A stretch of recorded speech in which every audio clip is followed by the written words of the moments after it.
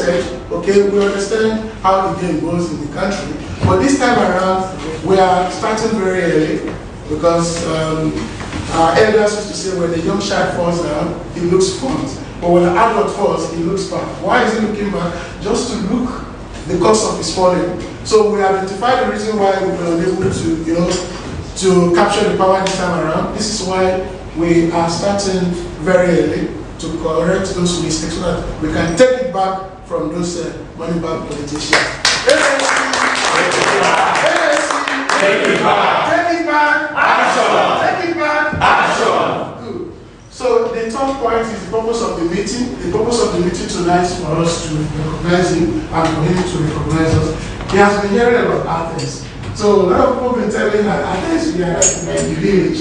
But unfortunately, when he came in here today, he was like, wow, this is beautiful. This is our Greek is very poor. We're borrowing their money. Look at what they have.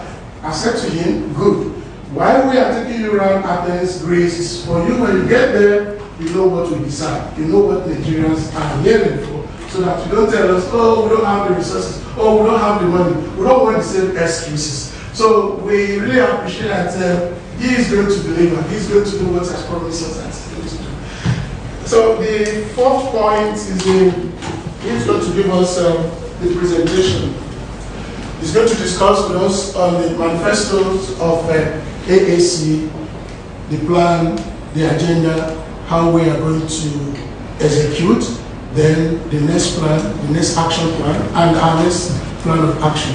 So, with due respect, sir, we are welcoming you on stage. Yes. So you can present to us, sir. Thank you so much. Thank you so much, everyone, for coming. This is very short notice. We're supposed to be here in January 2019, before the presidential or Nigerian election. But we were so swamped, we couldn't make it to Greece, Athens. But we saw the enthusiasm, and from what we're hearing from you today, it's obvious that you were prepared for months. It just happened that we couldn't show up. But when I was invited to the editors forum in Athens, I decided to contact Vince to let him know that I've been told it's possible to have a gathering like this. So thank you for everything that you did, and also to present to you still that the country of Nigeria is in need of your support, help, and as you love to say, prayers. And I came into town, did my presentation yesterday, and I've been very fortunate to see this city and see Greece. When I heard about Greece the last time, I heard about an economic meltdown. So I was hoping that when I reach Greece this time around, I will find beggars, people queuing in front of ATMs, fuel scarcity, and those things that are associated with economic meltdown in Nigeria. I'm not seeing a single thing since I arrived. I was told instead that here in Greece yes. I was told instead that here in Greece you have free medical care, free education, and there's a welfare program for the needy in Greece. And I was told that Greece has got no oil. Yes. Nothing, pretty much. So, honestly, I have been humbled since I arrived here.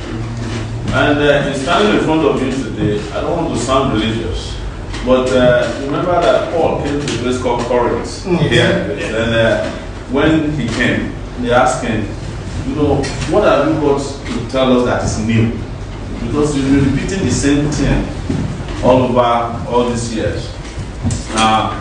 Paul wasn't very happy because he had gone to Athens and they treated him bad. But when, at the point he decided that regardless of the threat, he would not leave Corinth.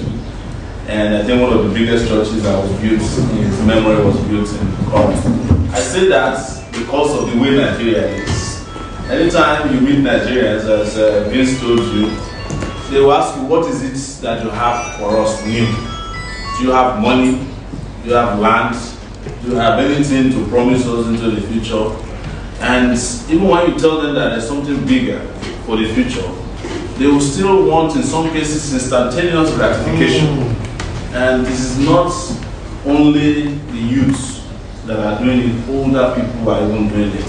So you get to a point where, just like Paul, you might want to get discouraged about Nigeria. This is the experience we had this last election. But because of the fact that this is a country of 200 million people, very important, not only to the future of Nigeria, but the African continent. We must not give up. So the story I'm bringing you here today is the story of hope. It's an encouragement that you should not give up, regardless of what you're hearing. You know, part of what you hear when people say to you, oh, go and start from local government, state government, or senate, it is the mental conditioning of oppression. You know, it's just like in the days of slavery. Slaves were made to believe that the slaves that were in the garden were inferior to the ones inside the house. Until everybody became free, it was then that they knew that slavery was slavery, there was no category. It's the same thing with Nigeria today. The way our people have been battered over the years, they have been mentally conditioned to be questioning even their own humanity and competence to lead anything, because leaders always keep telling you are not good, you are not. Just like if you are a parent, and you keep telling your children they are not good, they might internalize that feeling that they are not good. So when you hear that from people, don't blame them. It's the best they can think of when there's so much confusion. And there's no country in the world that I've seen the kind of political, economic, social, and cultural confusion like Nigeria. And I've traveled pretty extensively, including coming here to Greece, where I thought I would meet a different condition, only to be surprised and be shamed. You know, I told them to drop me in my hotel so that I can rest. You know, it's my own way of just reconditioning myself to say, wow, I can't believe Greece of all places. It's great. And I called home and because I post some of my updates, and people say, you know, are there Nigerians in Greece? Because they thought it's a poor place, and at only places where people are doing well. And I said, the people here are even doing better than some of the European countries and American states that I know, content with their condition and situation, because Greece is like, for them, the secret that they discover about humanity. But we can't keep talking about where things are good. We have to start talking about where things are in shambles, and that's Nigeria. So that you guys knew that I ran the last election. Today, on my way here, the European Union released a report, if you guys have gotten any alert, that the Nigerian election was not transparent. I said, well, you guys are trying to decorate this with language. There's nothing like there was no election in 2019. What they did was they started a process where the elections did not hold on the polling units. It held in the collation centers. That's where they sat down, you know, did all the divide and conquer. They beat people off on the street. They used soldiers. In my village, soldiers came and tried to attack me. This was videotaped. They had soldiers everywhere. There was intimidation, harassment. According to the EU, they killed 58 people in this last election. It wasn't an election, it was an act of aggression against Nigerian voters. So, but you know, all these EU people, they are also part of the problem because they never tell the truth. Even when it's very clear. Instead of them to use the proper language, they say, this last election did not happen. Buhari merely reallocated votes to himself and brought himself back into power without election. That would have been a honest way to deal with it. But that's diplomacy. We cannot afford that kind of diplomacy that is damaging to our humanity in Nigeria. And I've told them, everybody that cares to listen to me, that no election happened in 2019. Because when you want to ask me why I didn't win, you cannot win when there's no election. I contested for election. The other operators did not contest. So nobody won the election because there was no election.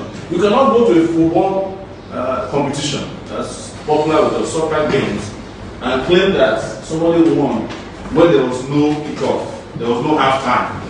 There was no extra time. In fact, the referee joined the main team. And while the other team was not playing, the referee had already blown that the game was over and allocated when there was no game and there was no match. That's what happened in the Nigerian election. I'm glad that somehow the EU, tongue-in-cheek, came out and said that. There's not saying anything new. But we, in this last election, showed to our people at home that something different could be done. It's the reason I didn't mince words when I got to Nigeria and started talking about what needs to happen in Nigeria. Forget about the agenda that we had. Everybody in Nigeria, after the election, said you guys had the best agenda you can imagine. You are very clear about how you want to address education, electricity, how you want to address corruption, how you want to address health, agriculture. In fact, after we left, after they handled their selection, not election, people are now reaching out to us and saying, we regret that we didn't vote for you. But there are some of our people that said, no, you didn't vote for us, sorry. Now the people you voted for, they have established a culture called next level. Enjoy it.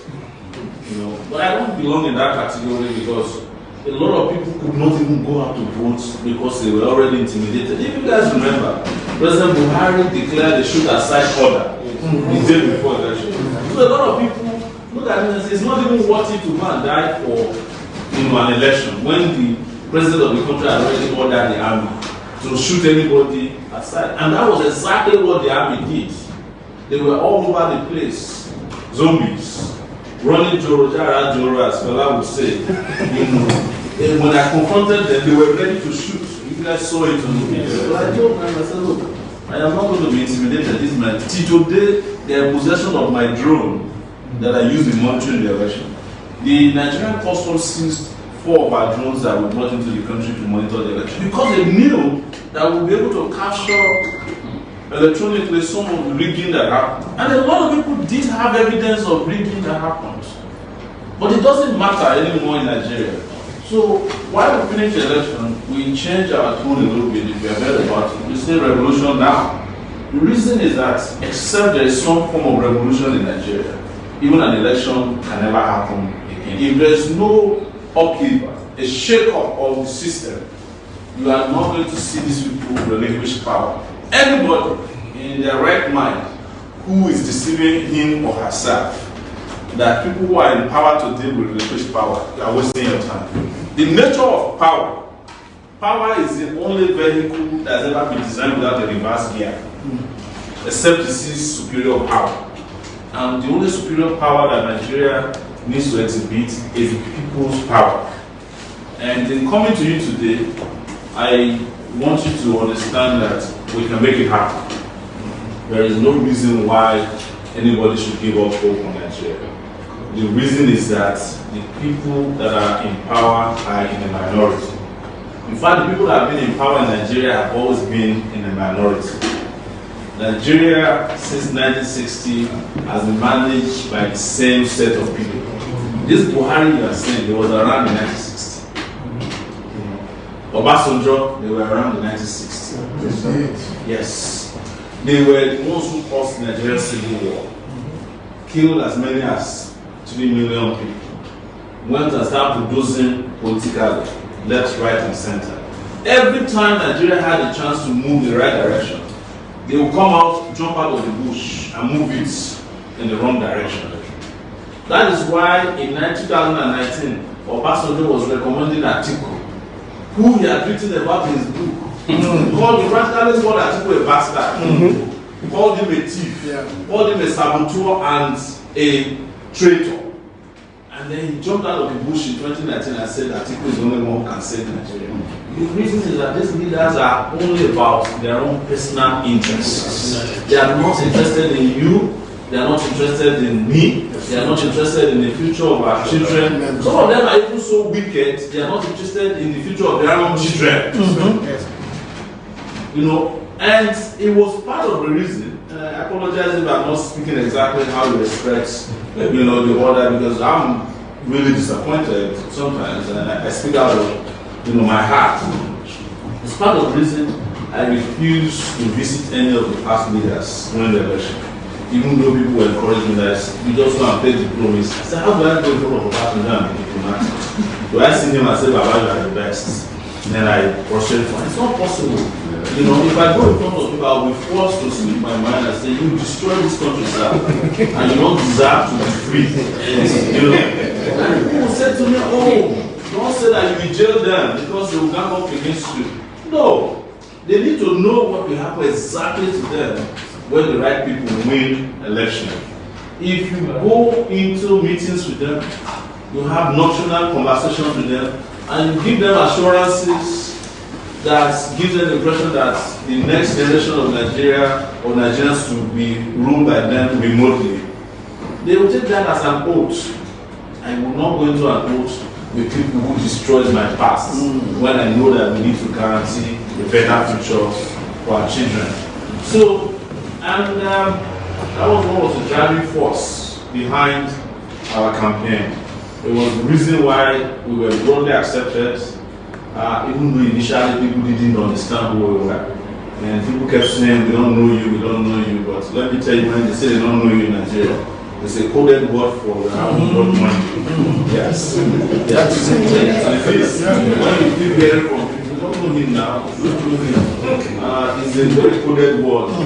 Because we were actually well known because our campaign was the most prominent in Nigeria. We traveled everywhere. We traveled to 34 states and we went to so many states more than twice. So nobody didn't know us. In fact, after the election, when the same people said they didn't know me, said, we wish you won. You know, the best president we never had, you know, things like that. I don't know whether they're making fun of me or themselves, but regardless, they now come out openly and said they know us. And some of them can even tell you everything you said because they kept watching all of these videos that you're seeing now. And so many of them saved them, they shared it extensively with their families, their children. They know us, they know our ideas. But again, what I spoke about earlier about mental conditioning, a lot of people are in a condition to do that. You know, Nigeria can never be okay again. Let them just do whatever they can do. I get my own 5,000. You know, but 5,000 now is over. They finished spending it. Yeah. And next level has become the next level of fraud. It has become the next level of killings. It has become the next level of domination. It has become the next level of nepotism. It has become the next level of incompetence. And a general next level of wickedness. I said it before the election that the things that Buhari could not implement in the last 4 years because he was pretending, he will come out now without inhibition to do it. It depends on what you want to call it. I'm actually not after the labels, but there is a desire now to hold Nigeria by the jugular. And people better be prepared for it.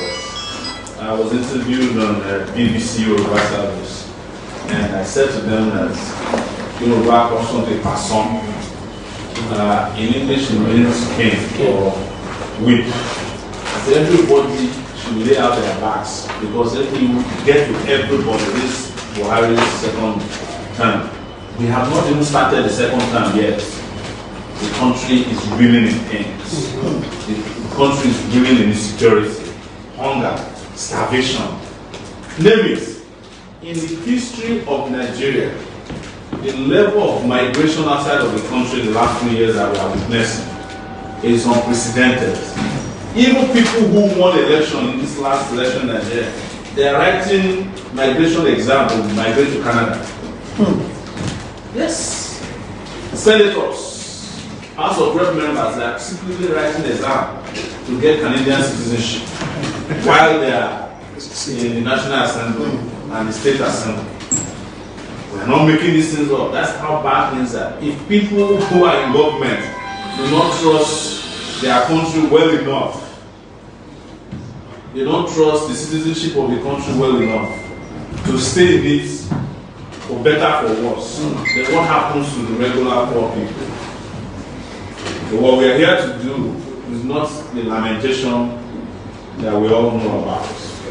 I'm actually here to greet you, thank you for what you do and the fact that you held on to the faith and believe in us, even though we couldn't make it to Greece last time. But also to get all prepared for the challenges ahead. I don't want to deceive you that it will not be challenging in the next 4 years. I don't want to deceive you that even me that I'm standing in front of you now, that they will tolerate me the way they tolerated me in the last election. Because one of the things why they tolerated us so much during that time was that they thought we would be tired very quickly and we would crash out. Only to find out that we are very resilient and resistant. Now they have gone back to their drawing boards. In fact, probably some of you would have heard that already they are trying to hijack the party from us. They raised some of the guys that we used to work with. They've been to court, to get all those court orders to get from the backyard. And before we knew it, all over the place it says we are no longer in charge of the party that we created ourselves. But the good news about it is that if the party is so attractive to them, that is the only party they're interested in out of 91 parties that contested the last election. I'm happy about it. That means we did something. It didn't take long before they came after the APC went after our party during the Rivers election. Without any invitation, they adopted our candidates. Got in bed with the guys there. We rejected it, they refused. After that, they went after the party, hijacked it, said that some new executives are now in charge of the party, went to court before we could say their promises, they had obtained a court order saying that the leaders of the party should not represent the party anymore. This is a party we created ourselves, brand new from you now. This is the party that all of you contributed to. The reason was that we did some things that have never been done before. For the first time in the history of Nigeria, the presidential candidate accounted for how much money he raised and how it was spent. That's what we did. The big parties not tell you how much they raised and how much you spent. There's no accountability, and they didn't like that because you present a new challenge of accountability and transparency to them. They are used to doing things in a quick way, they do things. Secondly, they saw that even the ideas that were posed to our people, that were espoused during the election, lived even more potently after the election. You guys heard the ridiculous thing that Ondo State governor went to do in Thailand. We go and learn how to grow weeds in Thailand. They are already growing cannabis in Ondo State since I was not born. Why do you need to go to Thailand?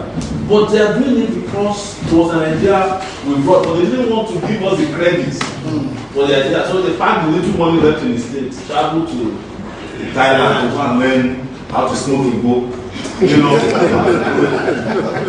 They've been smoking Igbo since. In fact, there was something I read 3 days ago about, there was an excavation, archaeological excavation done somewhere. A pregnant woman that was built from 3,000 years ago.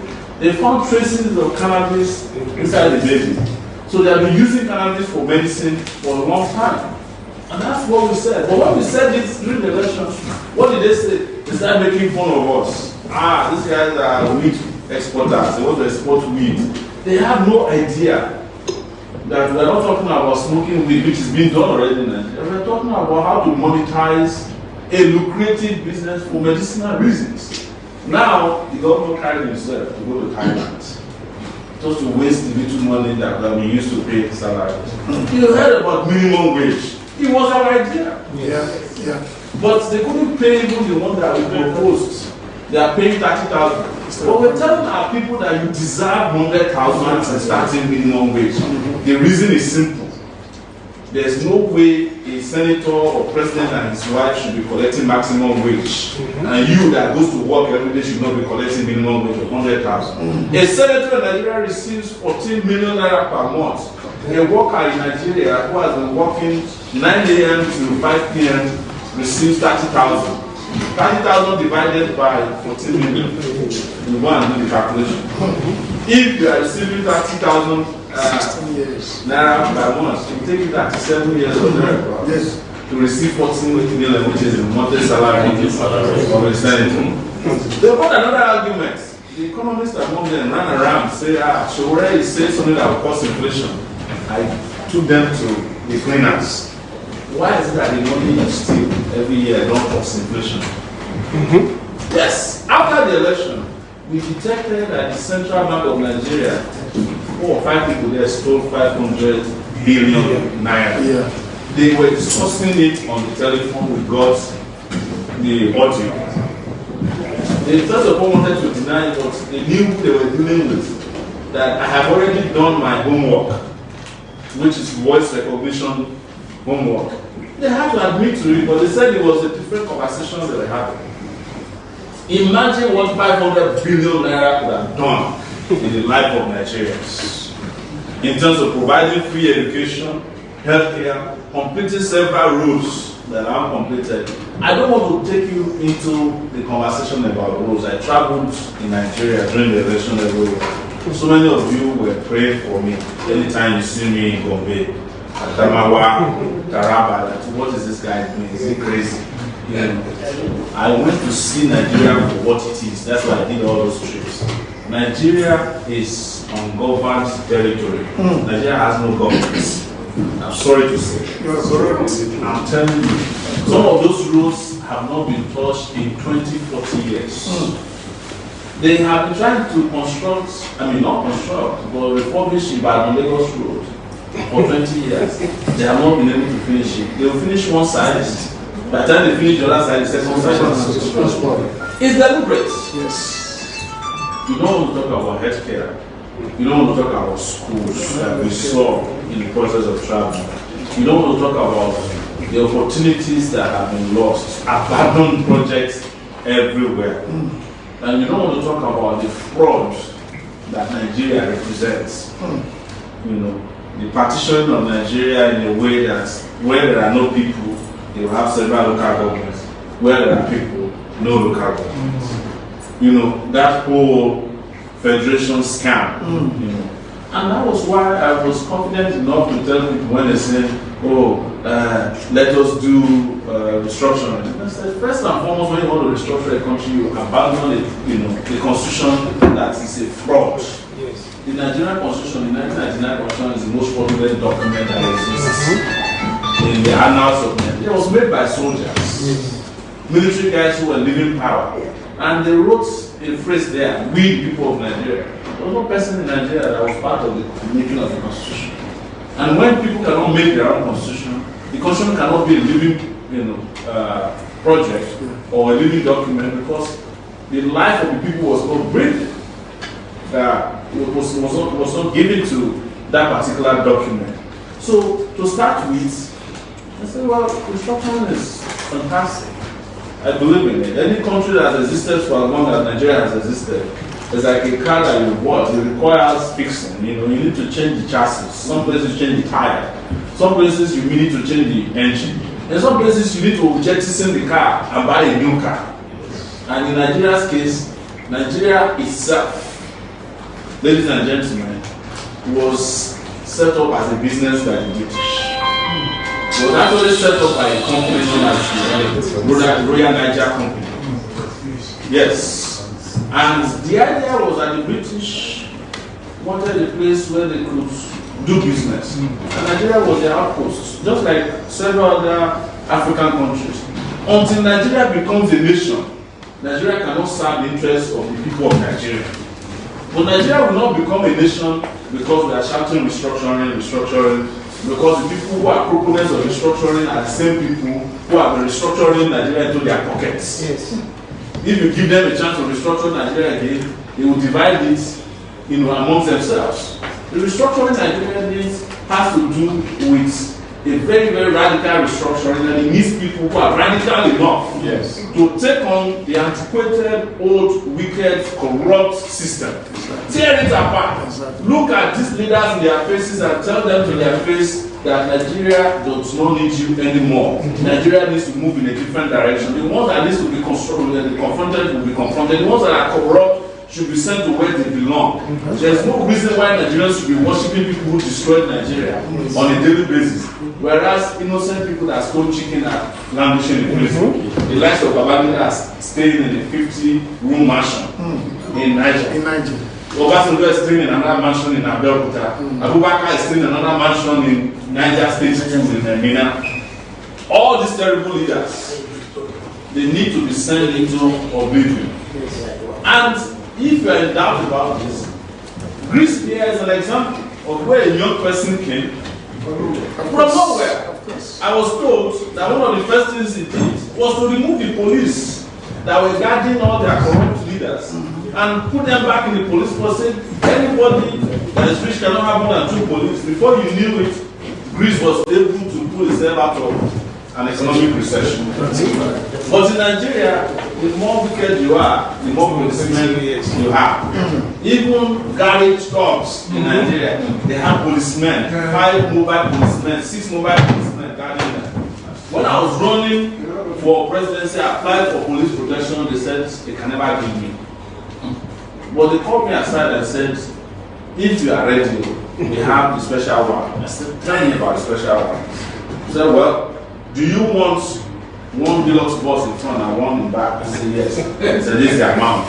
He didn't know who we were talking to. He said, do you need 2 policemen in front and 2 policemen in the back and 1 between the car? I said, yes. This is the amount. Do you need AK-47 carried by this thing and everybody carry gun? I say yes. Say this is the amount.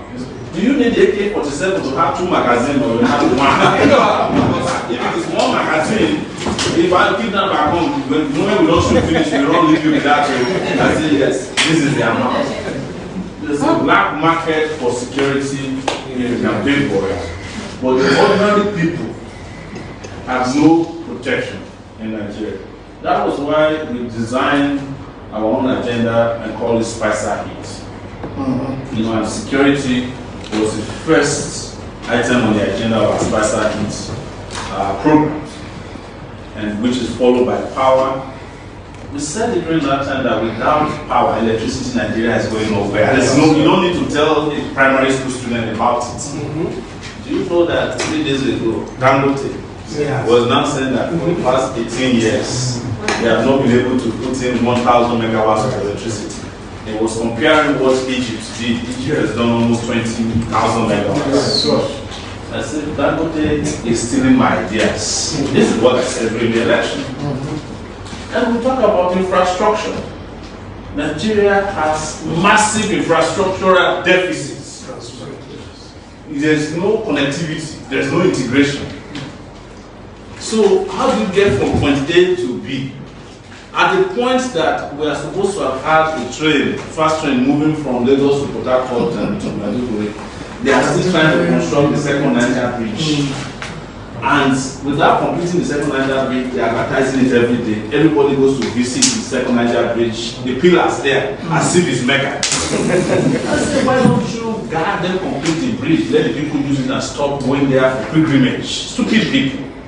I'm sorry to say, we have our leaders lack common sense.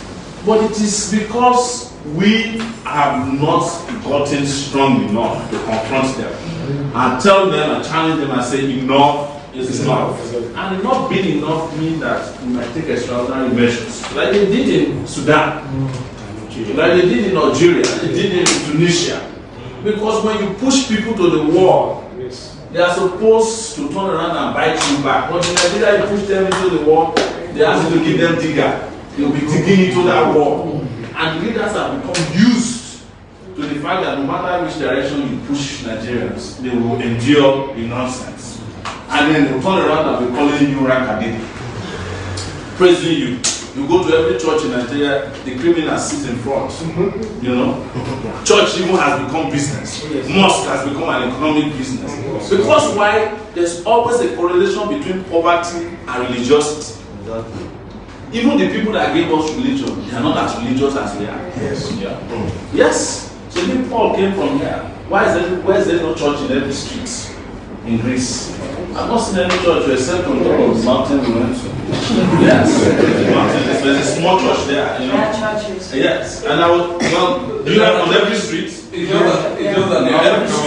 different from our church. Yeah. But in Nigeria, when you walk past the church, you can't miss. You will know.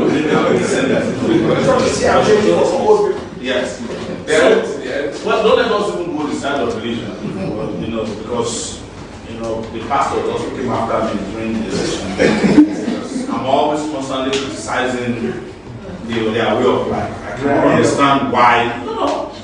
You don't have to take guilt on behalf of people who are not representing you. Yeah. It's not your job.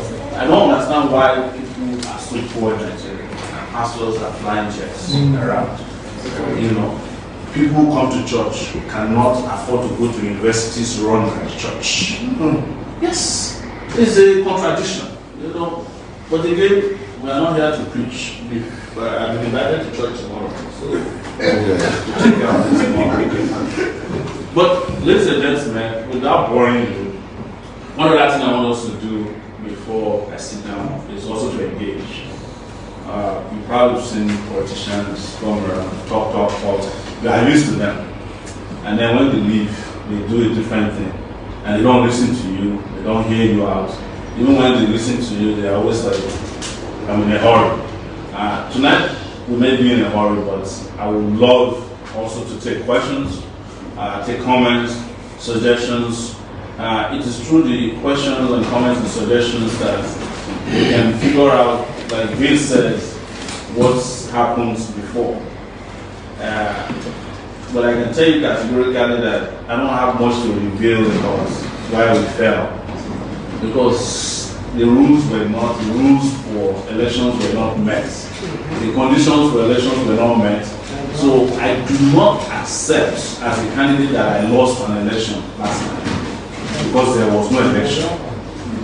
Yes, as I mentioned, if you went to the World Cup with a team and the team did not play and somebody is lifting the cup and walking around, that's fraud, right?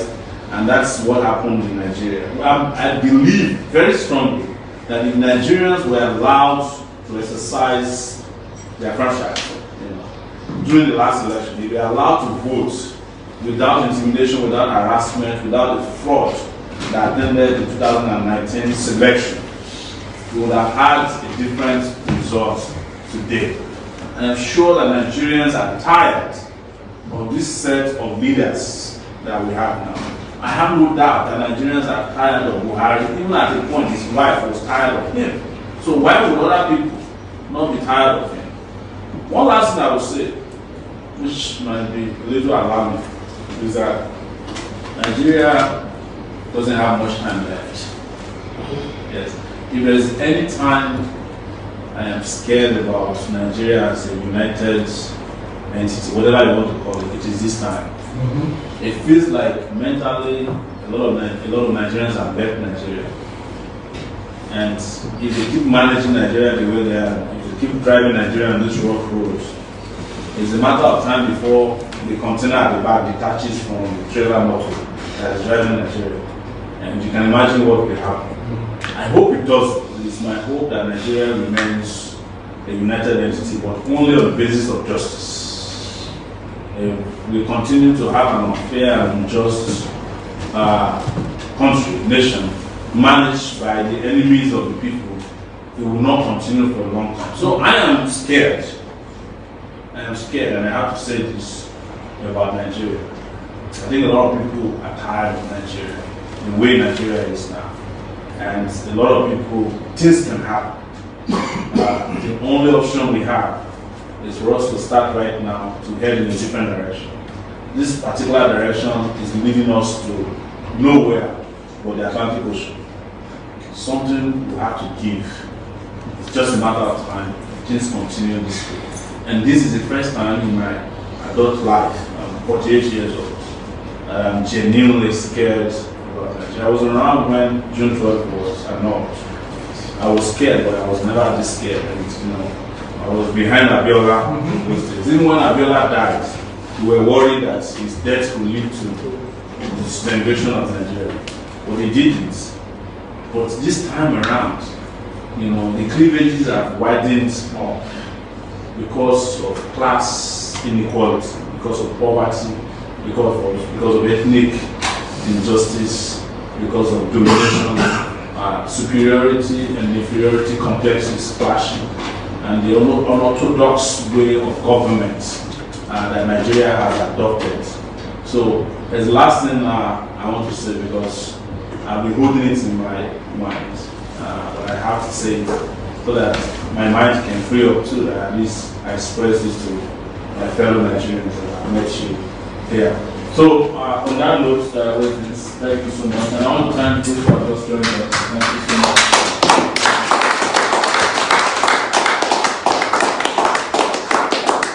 One thing you don't do is to give a politician microphone. You don't know how to stop. But I want to stop at this point. Thank you once again for your time. Thank you once again for putting this together with a short time. We have plans to come back. We are planning the European tour.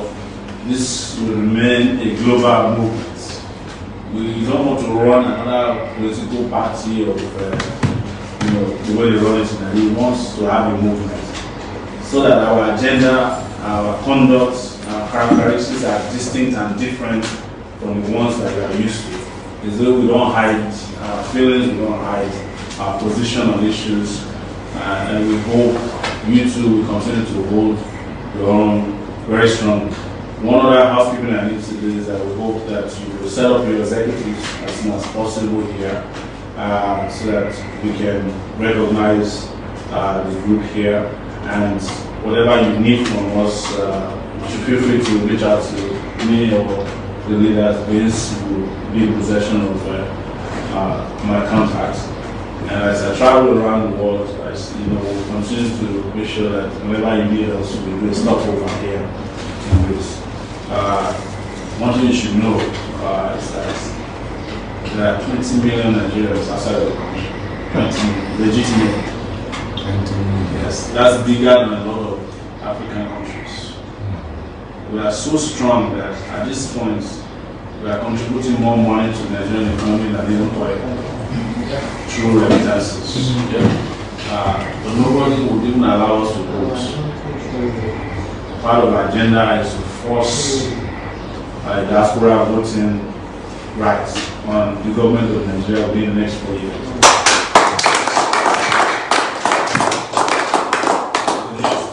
Another thing is to also force them to adopt electronic voting in such a way that every Nigerian that's in possession of a document that's electronically verified can vote anywhere they are, including abroad. But there's no way we can be having ATMs where you can withdraw money regardless of where you open an account.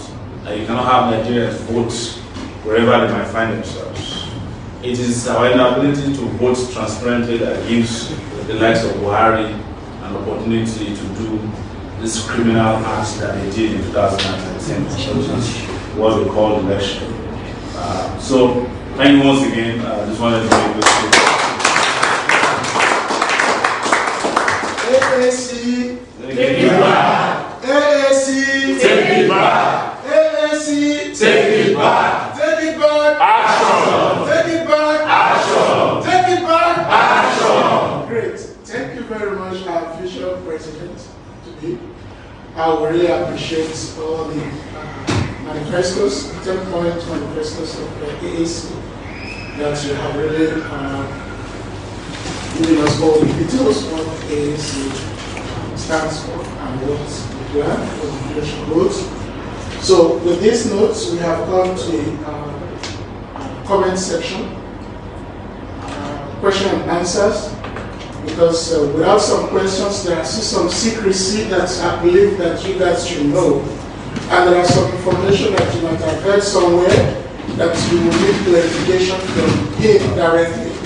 So I would appreciate your questions, and we don't want historic questions. We just need you to go straight to the point. You know, when I'm saying that, we just need accurate question. We don't need a lot of stories because we have a lot of with thousands of questions to ask. So please, we need questions.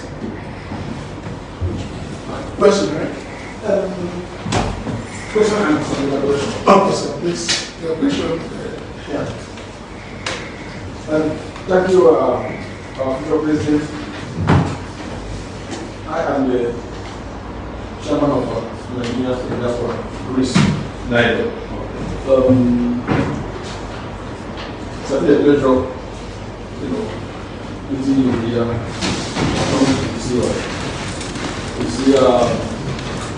And listen to what I'm saying, and it's not a new thing. When I say it's not a new thing, but you know how we started, and we have been here, see what is going on back home.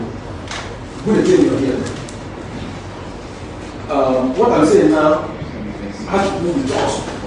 Mainly for you to know actually where we are. You see, when the election was going on, almost all Nigerians abroad, they are crying. They are seeing everything because it also can. We have this digital system now.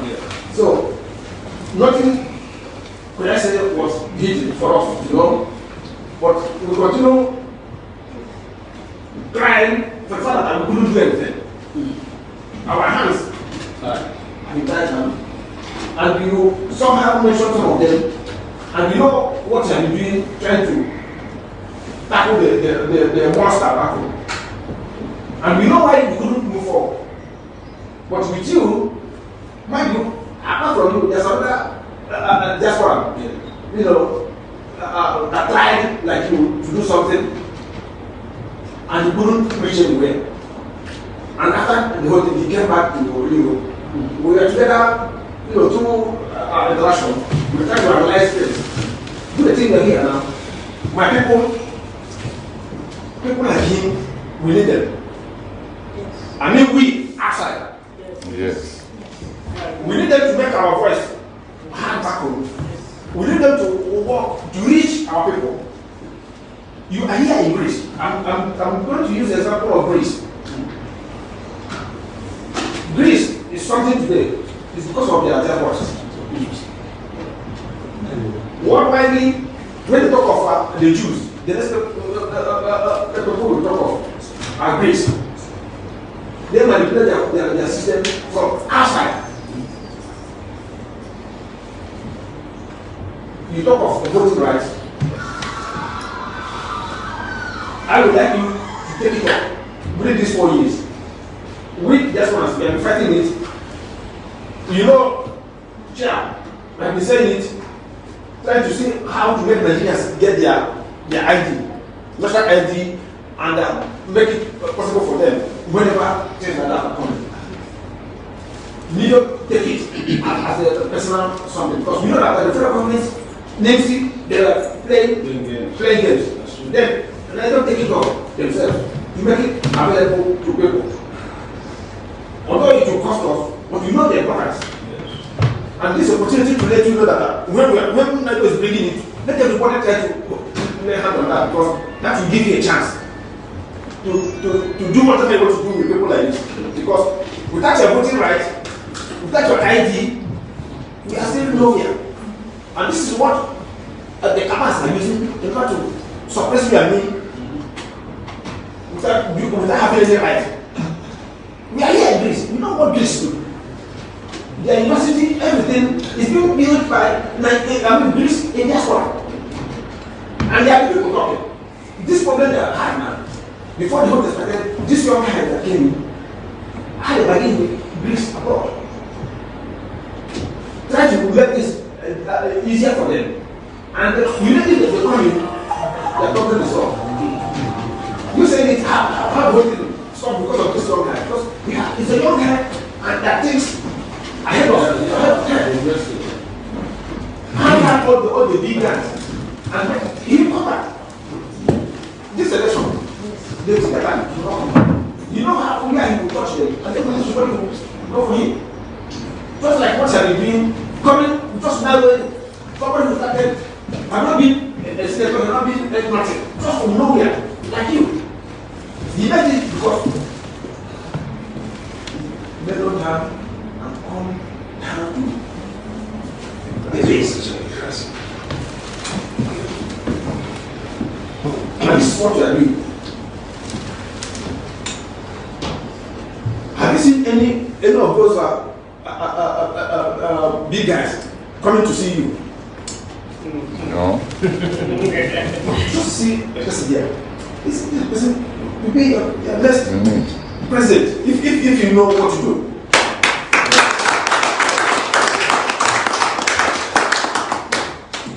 But you know what to do when you first of all say to yourself that yes, I am out. Because you said it also, we have been, my ass, we have been, I don't know how to put it. You know, when you see our eyes, we say that it's not my fault. You and me, we are inside the same boat. You see the person to the other side trying to remove the water. Why the boat is sinking? You are on the other side, it doesn't concern me. This is what you are doing. It doesn't concern me. Until the both of you will do what? Sing. So this time around, two things. I don't want to waste time. But I want you to know something. You mentioned two things that are pending us, that we need. If at all, we can have a seat. And I know we can do that. Help us to build those things. Our voting rights, our ID issue, and leave the rest for us. We know how to make it work when time comes. So, thank you for coming. Thank you so much. We are still on comment section. We have questions. Comments. Please, your name is Clement. AAC. Take it back. Take it back. Action. I want to thank our president to be in the nearest future. I'm so happy you are here with us today. And you laid emphasis on your starting very early this time around. I praise God for that. Yes, sir. I want to ask one question.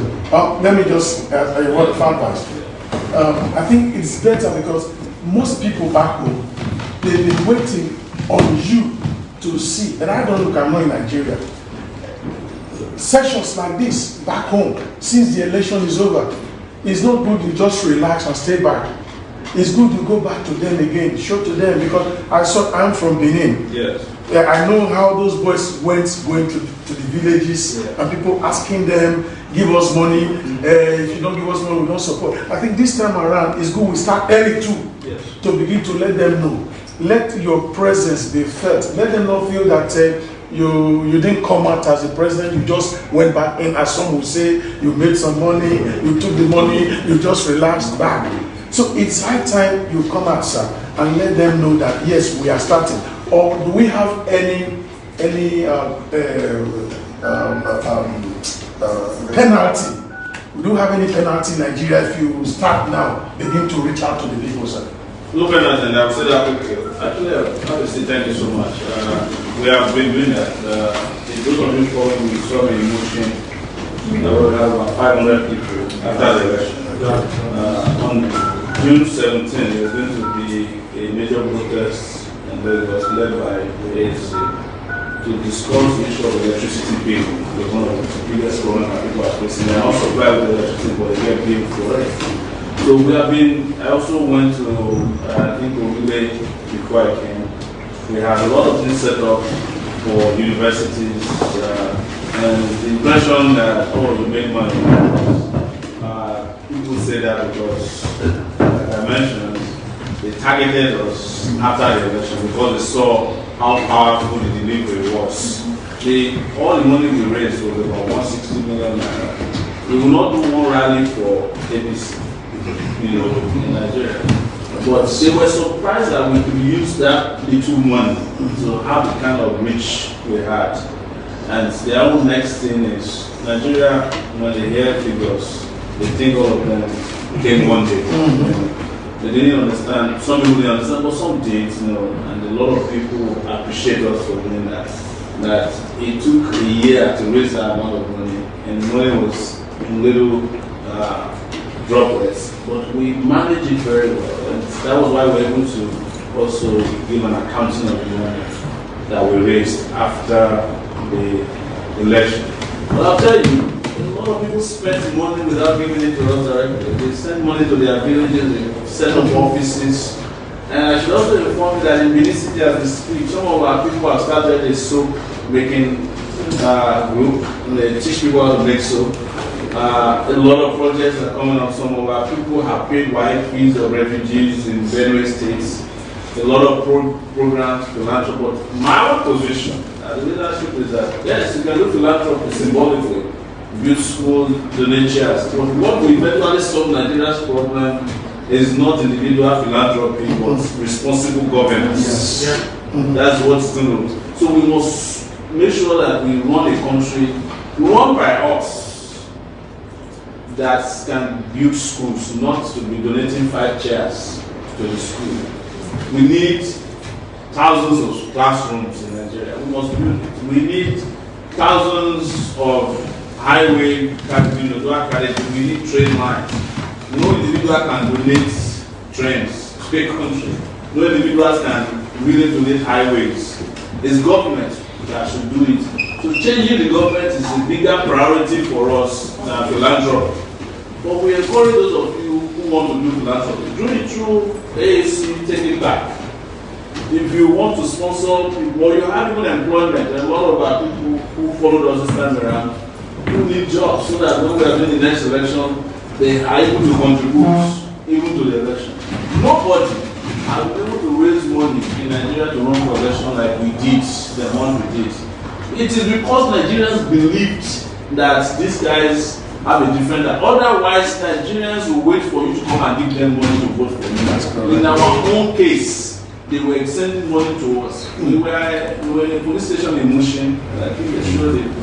And I met the police officer there who said, I'm a regular contributor to you anytime you are on the couch.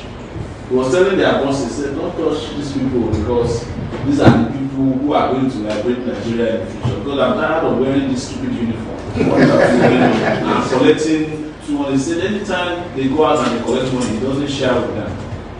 Because he knows that it's blood money.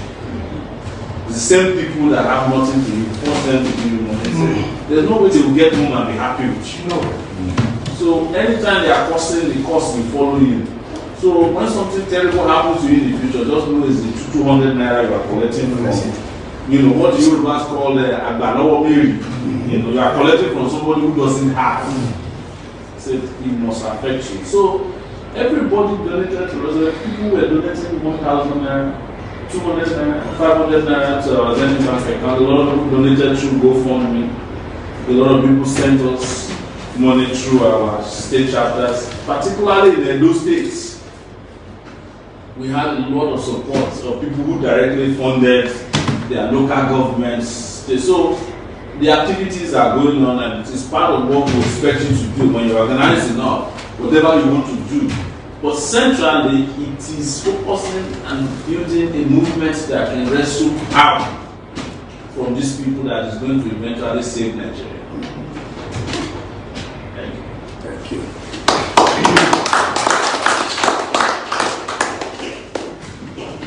Your name, please? My name is Nkechi. Nkechi, please. You're very welcome to Grace. Thank you. I think you know now it's different from what you've had. So I would like to ask you a question because you've been saying a lot of things about, I know we all are from Nigeria and it's not difficult to hear like what happened. I was really disappointed, not really disappointed in the election because I was discussing with friends and they were telling me about AAC, if I'm not mistaken. Yes. So the young guy that came in with this and said, okay, it's very good, it's impressive that we have a young person running for the election, but I don't know, because we have a lot of, I usually call them godfathers, that never leave the position they are. So I would like to ask you now, that you ran and you saw what happened in the previous election, what is it that you're going to do differently this time? To make it, not to repeat, or what happened not to repeat itself, because not by bribing or giving or whatever. What is it that you're going to do now? Make it different. Thank you very much. So what we need to do differently is what we're doing now. Starting early, first and foremost. The next elections will be in 2023. And we have to build movements that percolates to the grassroots. I am surprised, and I'm saying it again, that many people actually heard from us. At this conference that I attended yesterday, I met a guy from Kano. He said his son converted his house to my campaign office. The guy has never met me before. He just listened one day on my Facebook and saw what I was saying. If you also look at, and I'm just looking at the past, if you go to Facebook and even social media today, when Zamfara started, they went and picked things I said about Zamfara, as if I was not only a candidate, I was clairvoyant enough to predict the future.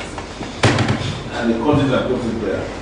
When a few days ago, they said June 12th is now Democracy Day, they went and picked up what I said in Africa a year ago, that I will make June 12th the Democracy Day. 3 days later, Buhari ran to Abiola's family.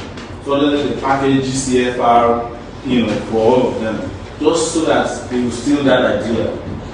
And many things that we said, but we're starting now, so that the message that we already have can reach everybody that is looking for the liberation. And also, not to mince words about our determination this time around. That is why I'm using words sometimes that some people might find provocative, like revolution. But there's nothing wrong with it, because until they know that everybody is ready and is tired of the nonsense, you cannot wrestle power from these people. This is what they eat. This is their social security power in Nigeria, political power. This is what, and if you let them continue like this, the power will not be transferred to the people, it will be transferred to their families. Mm-hmm. And you will just be looking, and your generation will be an onlooker. People ask all the time, like I said, oh, why don't you go and start from local? When I ask them, when Zinc was fighting for independence, how old was he? When Awolowo was fighting for independence, how old was he? And twice the age of everybody that fought for Nigeria's independence. They were in their 20s. But like when he was secretary of, the Action Group, Demo, they were 23 years old. Even Buhari, when he first became the head of state, how old was he? Obasanjo, when he was first head of state, how old was he? When Babangida did the coup in 1985, how old was he? These guys were either in their 20s or 30s. When Gowon became the president of Nigeria through a coup, how old was he? 29. He got married after he became the head of state. And people are looking at us that, is it when I become 80-something that is not telling that I'm eligible to be Nigeria's president? And you are looking at your life is departing from you. You are looking at they are separating you from the destiny that should make you happy. Why are we all sitting here today, ladies and gentlemen? It's not because we are not comfortable in Greece. Some of you don't even need Nigeria. Some of you have built homes in Nigeria that you never stay in. But because somehow they bury your umbilical cord in that place, and you are always wishing for a better Nigeria. I was saying something here to a friend of ours when I arrived there. Each time I was president, each time I see a bridge that is working, I wish I could just go to the bridge and replicate it and put it in a post office, send it to Nigeria. If I see a school that is working, I wish I could just go there and send it by, like UPS or FedEx to Nigeria, because I cannot stand the fact that things that would ordinarily be working are not even functioning. I'll say something to you that might shock those of you who are sitting here today. That had Nigerians made the right choice on February 23rd, 2019, and voted us, me, into power, by now, Nigeria will be a different place. Yes, I'm telling you, I would have done it, I'm not bragging. I would have rolled up my sleeves. By now, you will hear that president is here, places are being fixed, boreholes are being done, justice will be returning. We are talking to the people we need to talk to. Conversations that need to be happening. Dialogue that needs to be happening. People we need to apologize to for the injustice we've done to them. We apologize to them. Like people of the Southeast, and I'm not saying it to please anybody. You cannot kill 3 million people from a place for no just cause, say the war is over, and you continue the war in the country. So we were talking to everybody, open the space for the conversations that we are afraid of.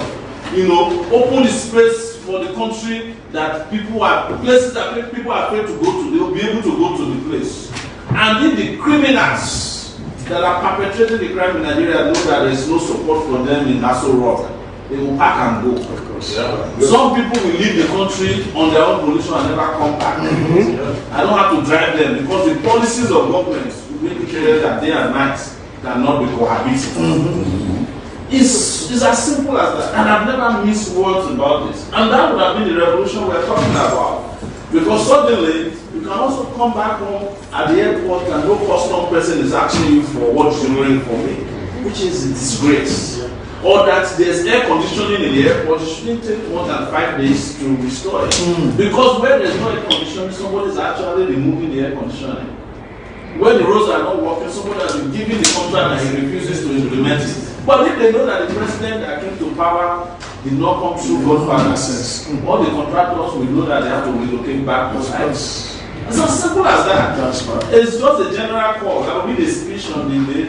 If you're a contractor and you are in charge of a federal contract, please don't let me remind you. Go back to site and complete the project within such a time because you have already received mobilization fee. I don't care, and I'm saying this categorically, I'm sorry for those who are feeling for traditional ruler. If you're a traditional ruler, as long as you're a contractor, you do the contract first. Otherwise, you and your crown will be inside jail.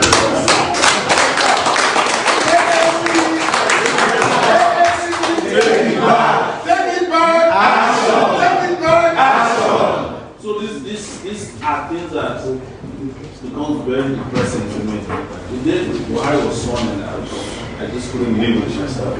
Because I imagine myself standing, on that podium that day and making a few declarations. And the country will just be on autopilot from that day. Yes. And there's a way things happen. And some of the temples even will fall. This will shake off. Alright, your question? My name is Omoyele Sowore. I was in Greece during your campaign, and I got to know you on the YouTube. So following you up gave me a lot of hope about Nigeria. And I was like 80% sure that this is going to win this election. So fortunately for me, I was in Nigeria 2 weeks before the election. When my brother came to pick me at the airport, I was asking him, how far about the election? Who are you going to vote for? It was like that. We don't even know if it's going to be Buhari or Party. Then I said, are you so stupid? You are a university student. You don't even know the candidates that we have in Nigeria. I said, who are the candidates? And I mentioned your name. Who know that one? Are you serious? I said, yes. That means you are not educated about what is going on in Nigeria. I left him. A few days later, I went out. Asked this, asked that. Nobody knows. And I was like, what is going on? I stayed at home. Then the following day, he came back to me and told me, bros, where you come from, things wrong there. But this is where the party is. We are having the party here. So when you get to the party, you join them. Here there is nothing like what you are saying. We started arguing. It took me to within a bank. It was only one area, challenge. I saw the poster, only one place. Then I look around. Then I start to drop. And definitely I don't see anything going on. What I want to bring out is this. The fact of the matter is that the election is being won by the population. This is what I hear everywhere. And when people gather together, they have power. No matter how manipulative you are. When people don't know you, they don't know this party, they cannot vote. And my first question is, what are you planning to do? How do you plan to go about it? Making all those illiterates to know, making all those mothers, all those women women in the market. Yes. 2 days before the election, I was going to my house in Akobo, and I saw a van. They are distributing Gari and Kulikuli. I thought there was an issue, serious, because the time everybody was blocked. What is going on? I discovered that the reason for all the riots, some people are just spreading out Gari and Kulikuli, and people are rushing their First thing is this. In Nigeria, you need to be very, very smart to bring people to the knowledge of what you need. Unless they will not take it, what do you plan to do to make those guys, even the students in Nigeria, because I was in Nigeria during the election, even the university students, they don't want to vote. All the guys I met, they don't even have PVC. They said they're not going to get it because they know already who is going to win.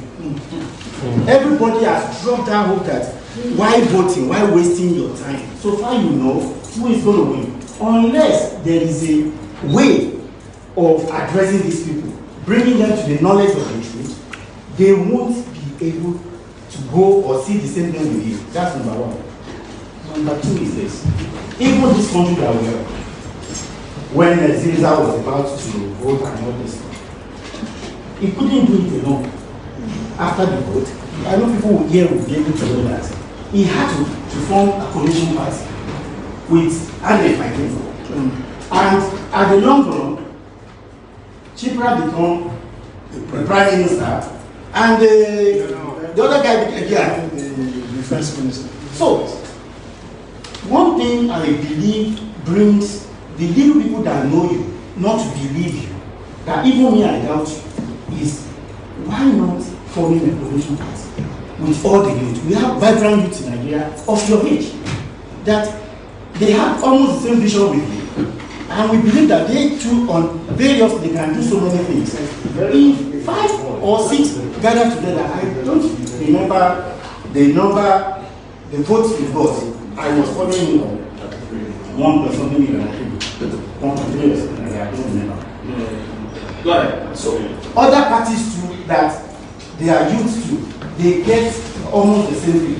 All these gather together, I think the voice will be stronger and people will be more convinced that if truly all the youth that want to bring out themselves, if truly they have the mind of Nigeria and they really want to help Nigeria work for Nigeria, why not gathering together? Why not do something together?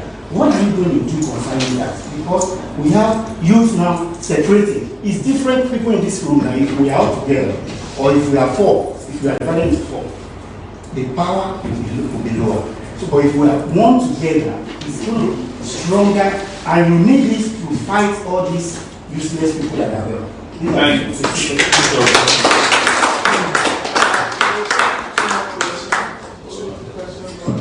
Just that you know that what we're doing here is going live, so they're watching it worldwide. So I want every question to be very brief. I'm taking only 3 more questions. Okay, sorry.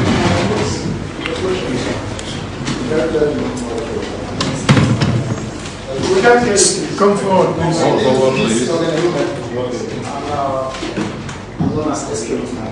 I want to go straight to your question. I'm not going to ask a question about it because I'm a show where I've been through Nigeria and came back before the Nigeria is a country that is so dramatic with everything. You cannot change that complexity in them. The more you talk to them, the more they'll tell you, are you the only one abroad? Who've been there? We're talking about realities here. In us to come together and establishing this mission is for us to throw out the whole cake that we're thinking of. One head can make a point while others follows to make the impact. Coalition does not mean they all know the issues affecting us. Sometimes we need to come back to our own table and ask ourselves, who are we colonizing with? What's going to be the intake that we're bringing on the table? It's not about being so much educated. It's about imparting what is actually African to Nigerians. I'm a true African, and I'm a historian. You know me very well. Sometimes they call me the reggae boy award. But when you come to Nigerian history, from where we found ourselves till now, I'll break it down for you. Our division today is us.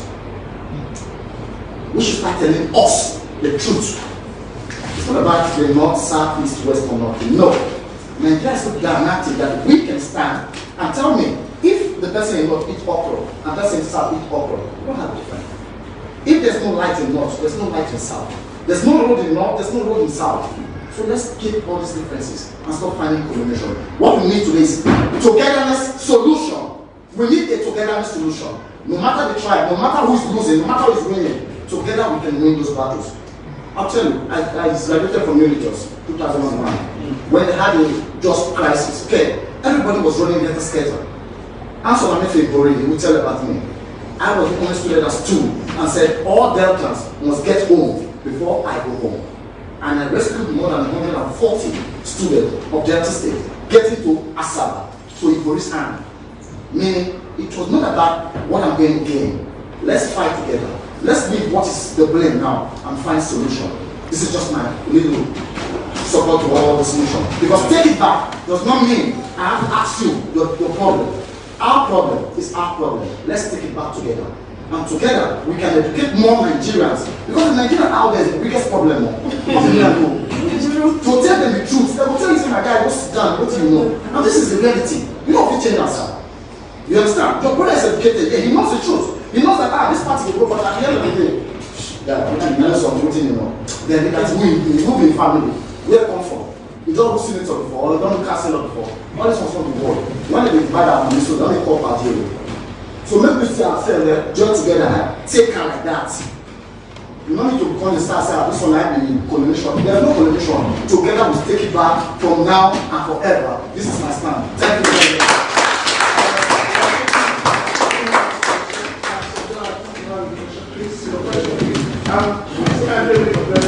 I see how two young men sitting down there, just as we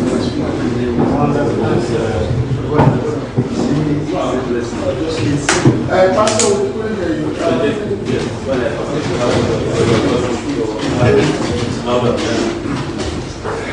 Just wanted to add to some of the questions that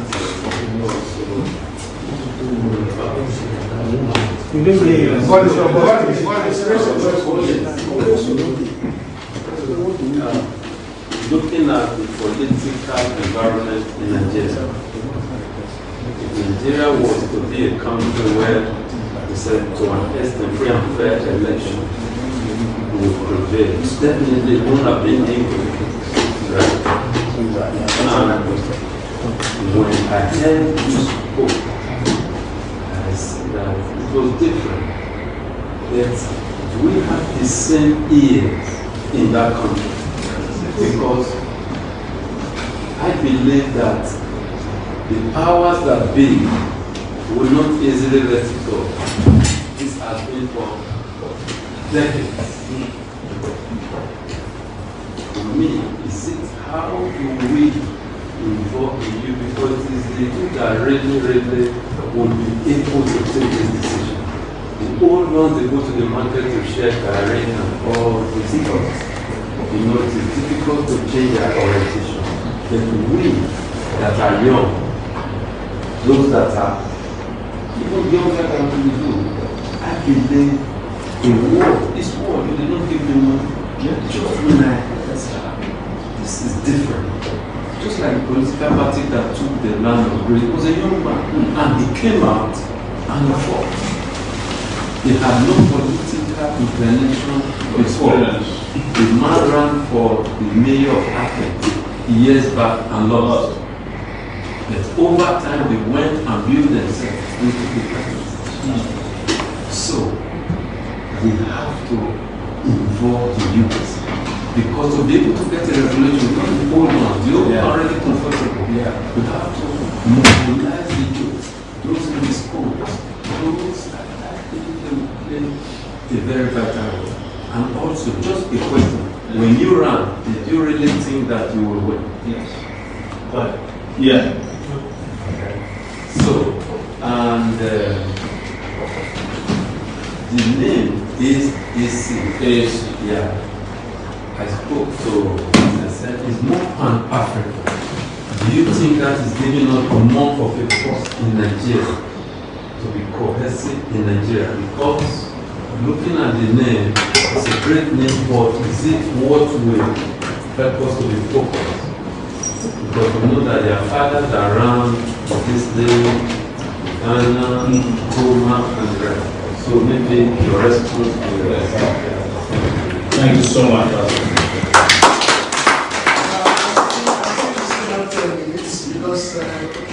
Because I will give a grace and we increase it to 3 more people. Okay, so I'll take 3 more questions. Good evening, sir. Good evening. Nice to meet you. Welcome to Greece. Yes, sir. So please, my name is Philip. Your name, please? My name is Philip Alamata. Yeah. Please, I just want to ask a little question, just a small question. Yeah. We are Nigerians, and I see that Nigerians is scattered by different ways. Me, I'm like a Biafran now. Yes. You understand me? Because of the way we see ourselves about that Nigeria, so we need to fight our freedom. Yes. But when I heard that you are doing campaign, I'm always following you. Why did I follow you? Because you are youth. That is why I joined to follow you. And when he came here, I tried to talk to my Yoruba people. That's why they directed me to come here. Actually, I decided to be as a Biafra. So my question goes like this. How can you bring Nigerians together? How can you discuss with him and Carlo? How can you meet him? How can you bring the guy together and discuss with the guy so the guy can bring the youth to you so you people can join hands together and make Nigeria to be one? So please, I want to know how can you do that. Thank you very much. This is Adetini Oluwaseun. This is not a question, it's just an advice to you, sir. Like a friend of mine here is a good supporter of you. Anytime I ask him like, Linda, what do you say about this election? You say you are going to win. But when I call back home, they say this man is social media president. So what I want to tell you now is that you should go back home, try your best to win the soul back home, not the media. Because I don't see anything without back home. If it's only the media, we are not going anywhere. That is just it. Thank you. My name is Your name was again? Action. Take it back. Take it back. Take it back. Action. Mr. Omoyele Sowore, our future president. I'm actually here today because I know you are coming, and I want to have this privilege or this opportunity to meet you. You have been a mentor in Nigeria to Nigerian youths, and you have been a very solid voice. And you know, in politics, I don't want you to be discouraged or to lose focus. From when I started following you fully, was when I saw you on YouTube with one of the ministers. I don't know if it's still the Minister of Communication or whatever. You know, when I saw him talking to you, the way he was addressing you even publicly, and I know that this thing is going viral, I was wondering that who made such kind of people ministers over us? Because I saw your composure and your coordination. He wasn't coordinated at all through the interview. So I said to myself that there is something this man is bringing into this country, and this old man do not want him to stand. And somebody talked about coalition, and when the other young man from Delta, when he answered, I think maybe he was trying to misunderstand this man. I have some friends back home that are into politics too, like some in ANRP and so on, they are youths as well. I believe the coalition, you talk about revolution in most of your words, I always speak that word. And we cannot revolt, we cannot do anything alone without togetherness. I believe the voice you have now, joining it together with that of those other youths that have the same ambition with you, I believe can take AAC to greater heights. We look forward to seeing a country where the youth will have voice. We see what is happening all over the world now. The youths are taking all over. Yes. And Nigeria is not supposed to be an exemption. Yes. The issue of coalition, trying to join force with other parties that you know they are youths, they have the same ideology or the same vision with you. I think it will be a very great start for us to really get there, because we cannot do it alone. AAC, Takeitback, action. My name is Mr. Omoyele Sowore, the Assistant Cultural Director of Nigeria Community. Thank you, my coming president. I believe that Mr. Omoyele Sowore will rule Nigeria. Believe me.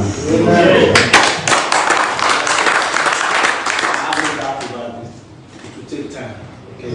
Because there is a parable in my place that it will take time. The soon we look for this place, okay? Sir, I'll first of all speak to all of us here. I will make myself as an example. I was following you on Facebook, Instagram, everywhere. Believe me, I forced my parents to go and vote for him. Told them, listen, this is the not calling me People are suffering. I'm tired. So please, me, I'm the one sending the money, right? I think it is time I have to say now. Which they tell me okay. And they went to the polling units. They did not say any of your agents on the ballot box. Believe me, I was so disappointed. Believe me, I will say that. It's been So, what I'm trying to say to everyone here is this. Sir, I will first of all beg you. We in the diaspora, we have voice. More than people in Africa. Take it or leave it. Me, I can tell you that I can convince 10 to 15 people in Nigeria, Benin City, only me, as my family, it can convince 15 people. I would like this, your visit of this time, I would like to repeat it, not only to Greece, to every part of Europe. Try to tell them your mission. They can easily convince their people back home as well. Believe me, we are so, I think we here, we are not up to 100. Nigerians in Athens is more than 2,000. If I'm not making a mistake, Nigerians. Okay, so, sir, I will beg, please, I would like you to visit, and I don't know, is your party leader here, to make sure to spread the news as much as you can, because believe me, for now, I don't believe you can start going back to Nigeria now and be doing campaign, because election is gone. But you have the right to do campaign in Europe, in diaspora. Okay, so sir, please, I would like you to visit and make the schedule, make it popular to everybody to know, for people to hear his vision, his plans over Nigeria. So please, we here as well, please, if we really want to take it back from our hearts, we should as well convince our people back home that it's time. We are tired of this same people ruling from ages, still ruling us.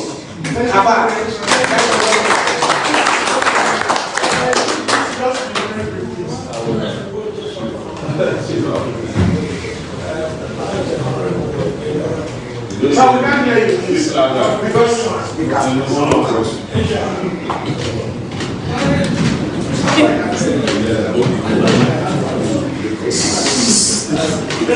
I know we are willing to take it back.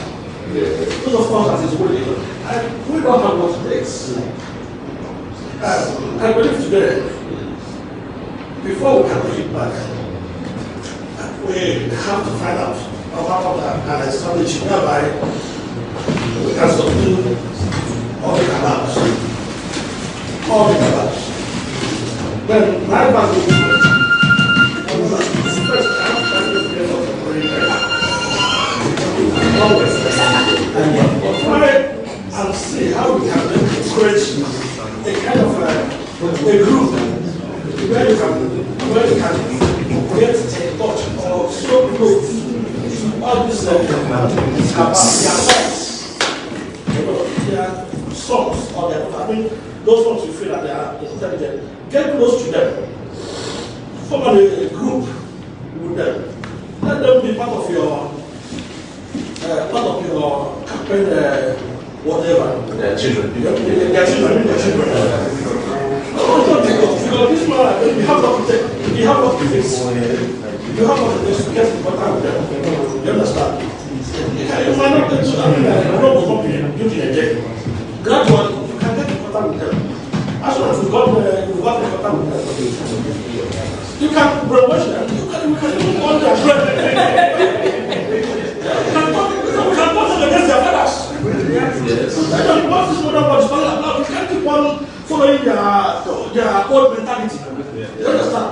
That's not the way. You can't affect them. So get close to them. Sit down with them one on one. Tell them what their father is supposed to do. Not their friend against their father. You understand?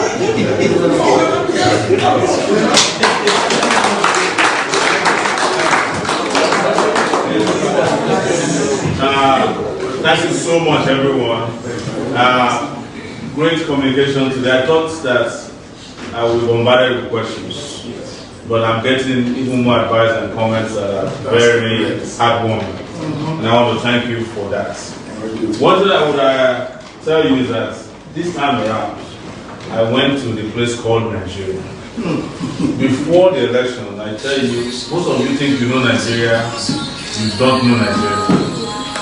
If you haven't been to certain parts of Nigeria, you will not understand how the country works. And because of the comments that have been made, I will just address two major planks of the commentary as I see them.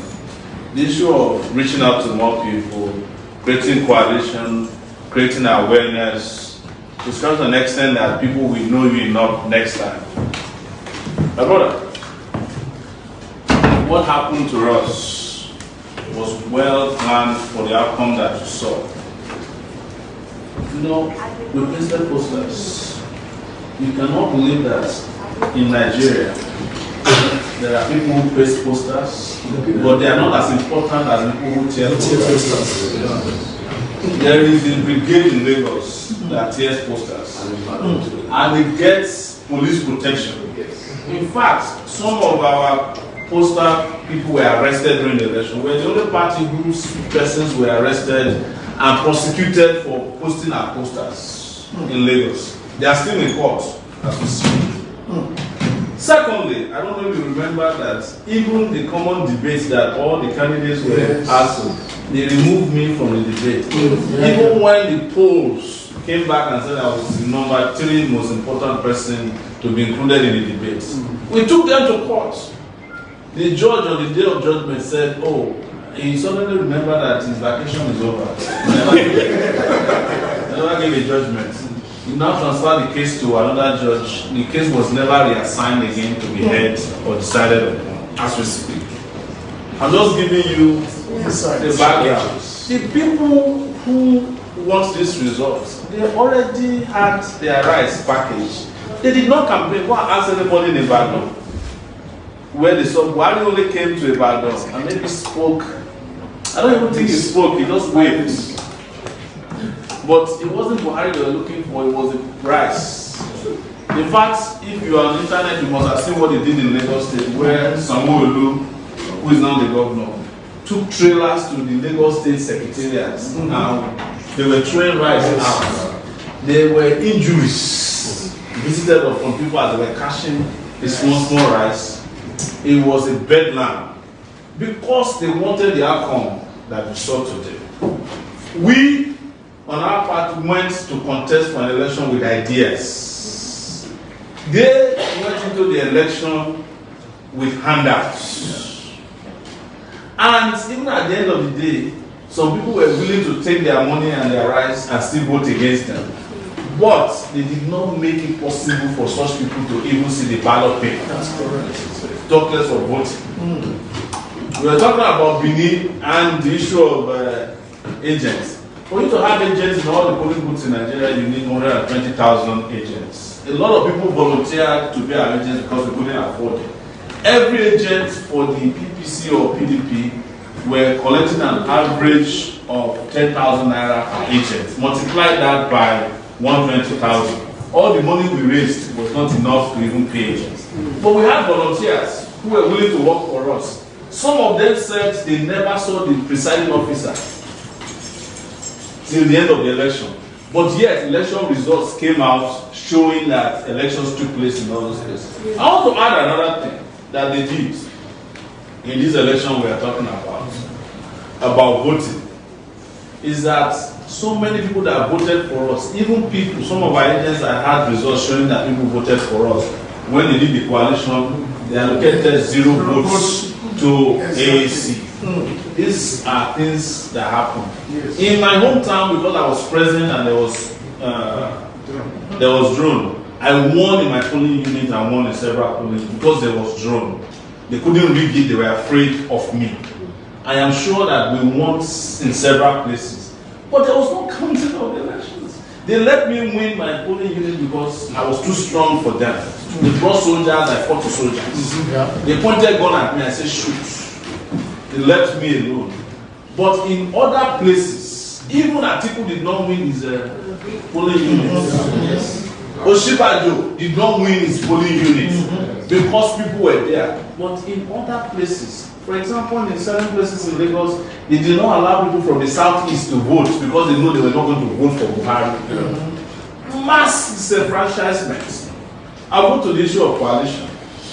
You see, when we first came, we didn't have a political party. Our intention was that we push because I started February 2018. And one of the parties we accept us. At that point, there were about 70-something parties in Nigeria. You know what PDP did? Every party that we approached, including Ganifa Women's Party, NCP, they went and bought them and put them in a coalition of 45 parties. They joined PDP. The rest, APC went and bought them. They all endorsed Atiku and Buhari. So we only had a few parties left, and all those parties, they were briefcase parties. You couldn't know who their owners are. Even the ones that you know the owners, when you meet with them, they ask you outrightly for 10 million naira for the chairman. Then the vice president, the vice chairman will ask for another money. If they were all in business, in existence to make money. That was why we secretly went and registered our own party. Before we registered our own party, all the young people met in a coalition discussion, known as PACT. Maybe you guys have forgotten. And Feladro Toye was there, Mogalo was there. When I got to the meeting, they had already brought the people that would vote for one of the candidates. I saw it because I've been doing student union for how many years. I told them that this is not transparent. The young people who were supposed to run for election were not different from the old people. So I left the coalition. But you know what the outcome of the coalition was? They did it. Fela Grotoye and Mogalo ran the process till the end. When Fela won, Mogalo said he would not join the coalition. Mogalo broke away from the coalition. They had already decided, even before we went to the coalition, who would be the outcome of the coalition. If they wanted to be honest, they would have chosen AAC as the coalition because we had the strongest message, we had the widest reach. Even in the allocation of votes that they did after the election, they still gave AAC a higher number of votes than Fela Grotoye and Kingsley Mogalo. And Mogalo had been in the race a year before I entered. Grotoye had been in the race a year before I entered. Several of them had been in the race. The only person that entered the race after me was Obi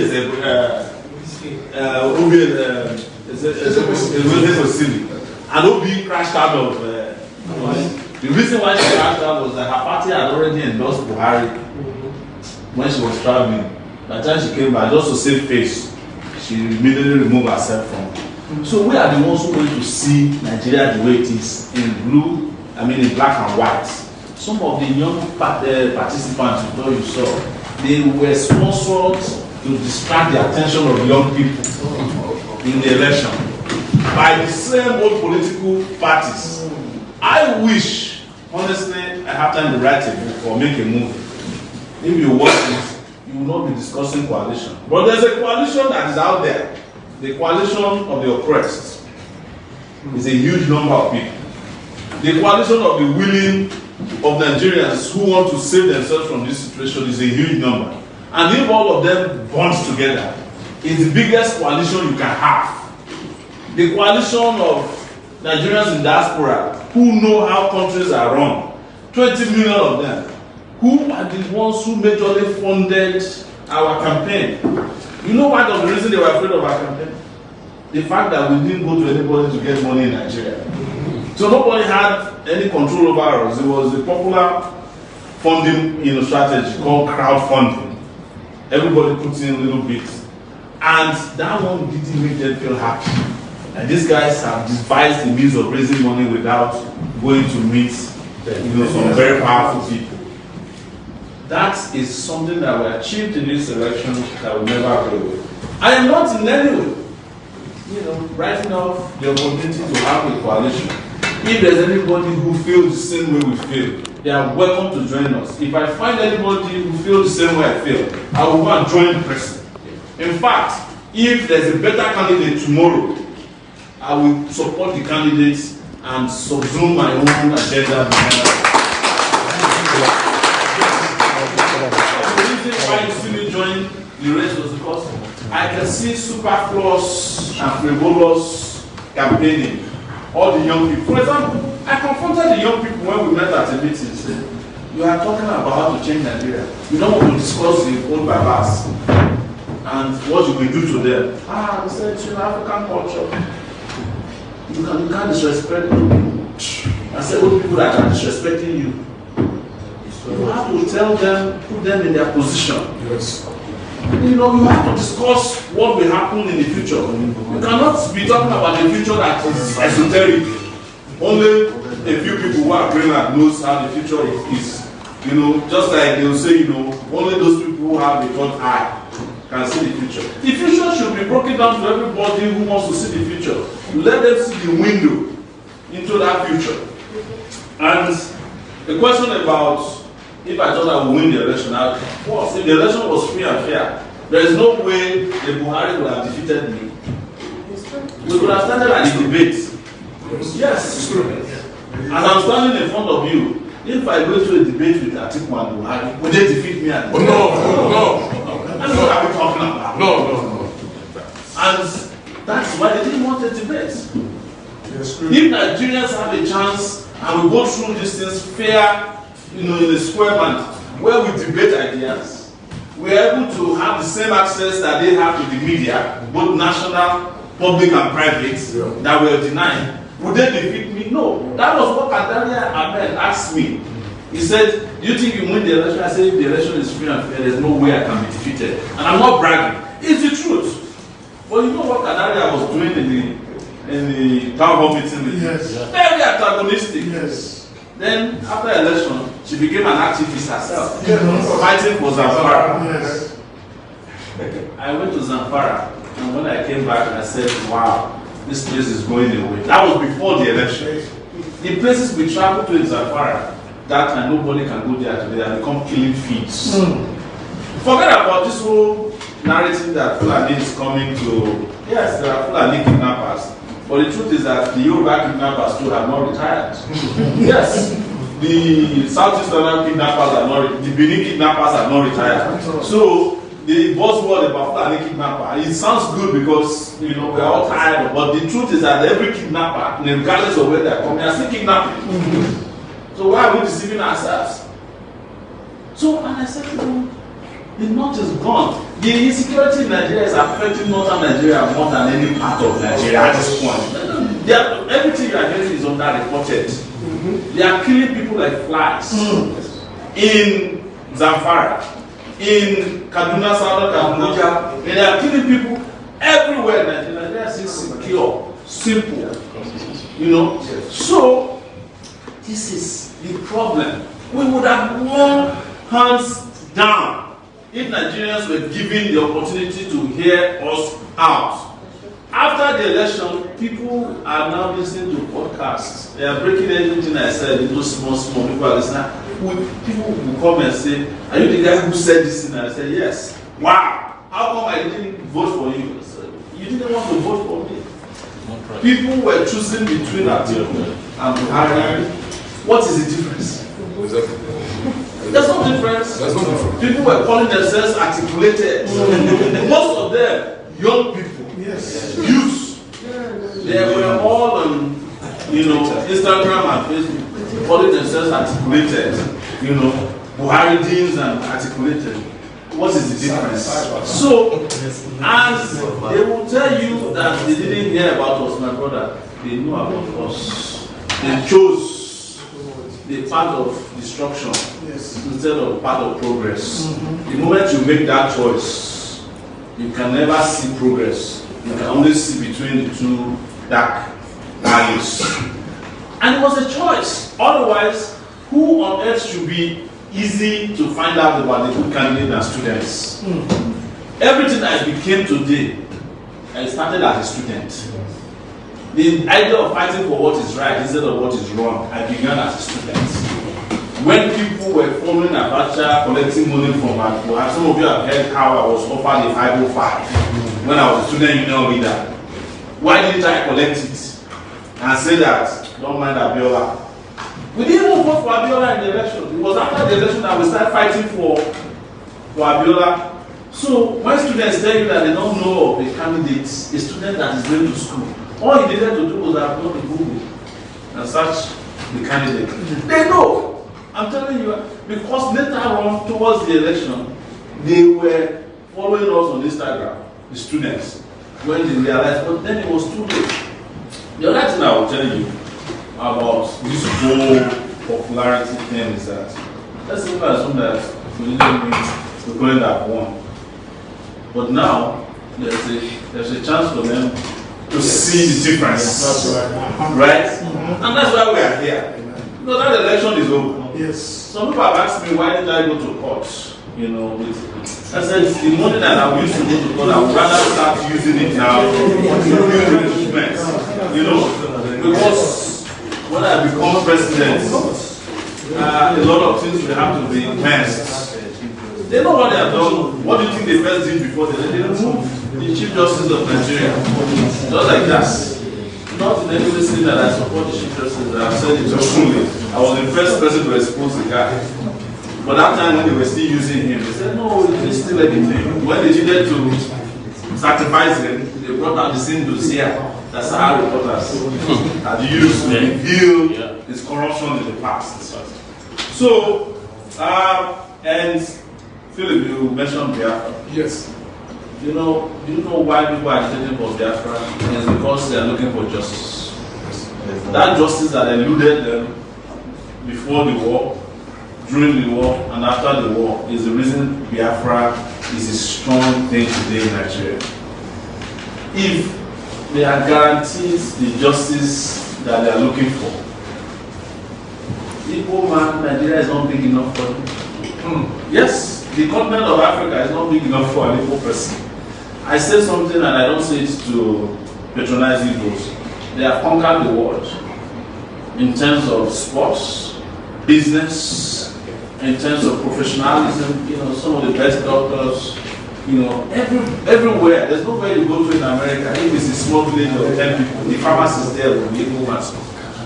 If it's sports, the same thing applies to Yoruba. The same thing applies to Benin. But the problem is that in their own particular situation, the Biafrans were unjustly suppressed, killed, destroyed, and emasculated within the Nigerian nation. But the biggest error, my brother, is that our Biafran leaders are the same people who are very quick to vote for the people who carried out the war. Didn't Buhari participate in the war? Why should he be allowed to even campaign for that? Didn't Obasanjo participate in the war? At the point they were even claiming that he's evil. Yes. I'm telling you. And I'm talking about leadership in Igbo land, but also everywhere in Nigeria. Every time there's an opportunity for Nigeria to have a new president that could come from the Southeast. You know the first set of people that they go and bring out to say they don't want, they go and bring some Southeasterners. I'm not saying it's a general characteristic of the Igbo. When Babangida didn't want to leave, it was Nzeribe who said he must stay forever. When Abacha didn't want to leave, they went and brought some people from the South. Not only Southeast though, but the stronger boys. Even when Obasanjo didn't say what to do third time, who was the guy who was leading what to do? Yes. Who used to be in the Nigerian movies or something like that. They said Obasanjo is the best thing to happen. I said, why can't we find somebody from the Southeast who can do a better job?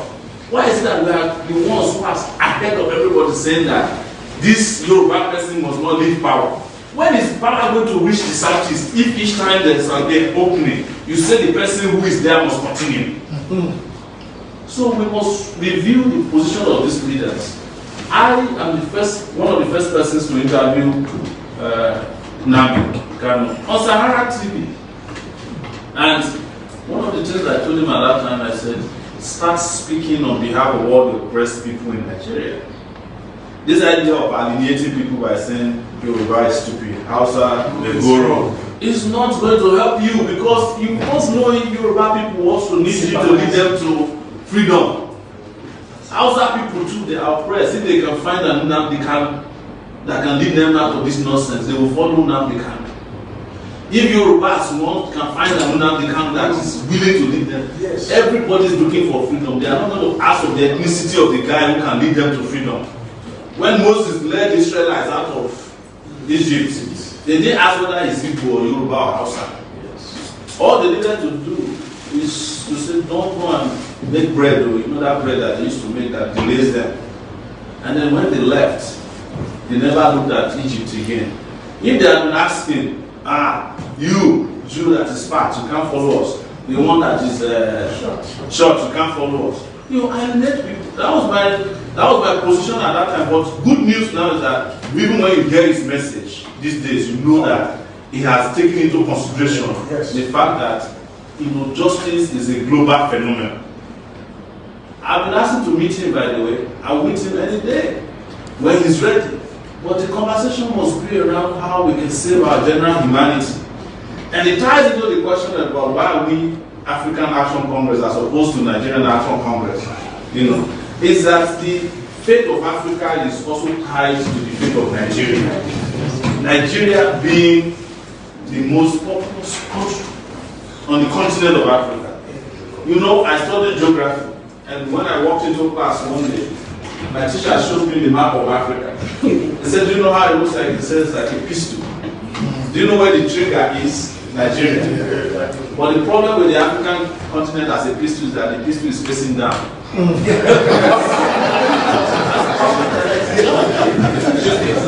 If you shoot it, they are going to shoot you. That's the problem. So Nigeria is so central to the freedom of Africa that there's no way Nigeria can be a prosperous country and the rest of Africa is not prosperous and Nigeria can be at peace.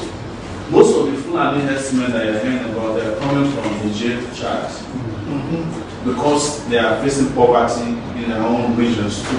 Whenever there's fuel scarcity in Nigeria, it's because our fuel is going across the border to take care of their own vehicles. If I'm an African president, do you know what I would do? All those countries, I'll put petrol stations there. Yes, from the NNPC. So they can buy the same price. They don't have to come and steal. And we'll be making money from it. Anybody who is the president of Nigeria is the president of Africa today. That's the reality. So don't change yourself. That is why you see, somebody said they're all in Nigeria. There's a Ghanaian here, by the way. Yes, I brought that from. I tell you the reason why he's here, because who can love Nigeria more than Ghanaians?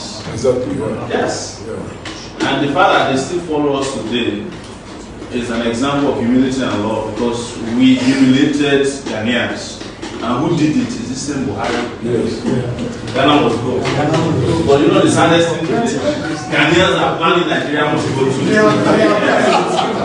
Yes. Because we are so, they can't stand us to know that 34 minutes away, we have resources and we can take care of ourselves. If any one of you would get to Ghana today, you will curse out Nigerian leaders.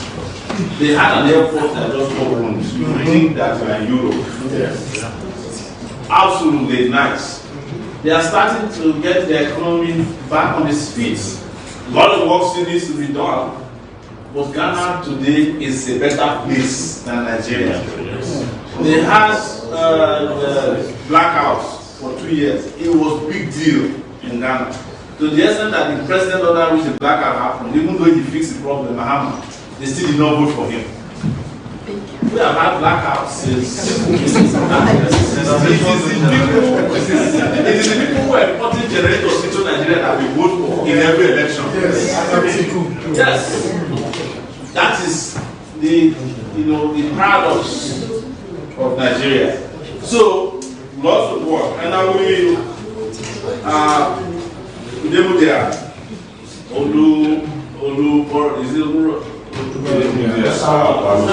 yes. You talk about your parents and how you made them. If they voted, you would not have counted. That's the truth. It's interesting that Edo was the biggest base we had in the election. Everybody used to ask whether Sowore is from Edo State, because if you go to Edo State, every variant of my name is they call me Sowore, some of them Sowore,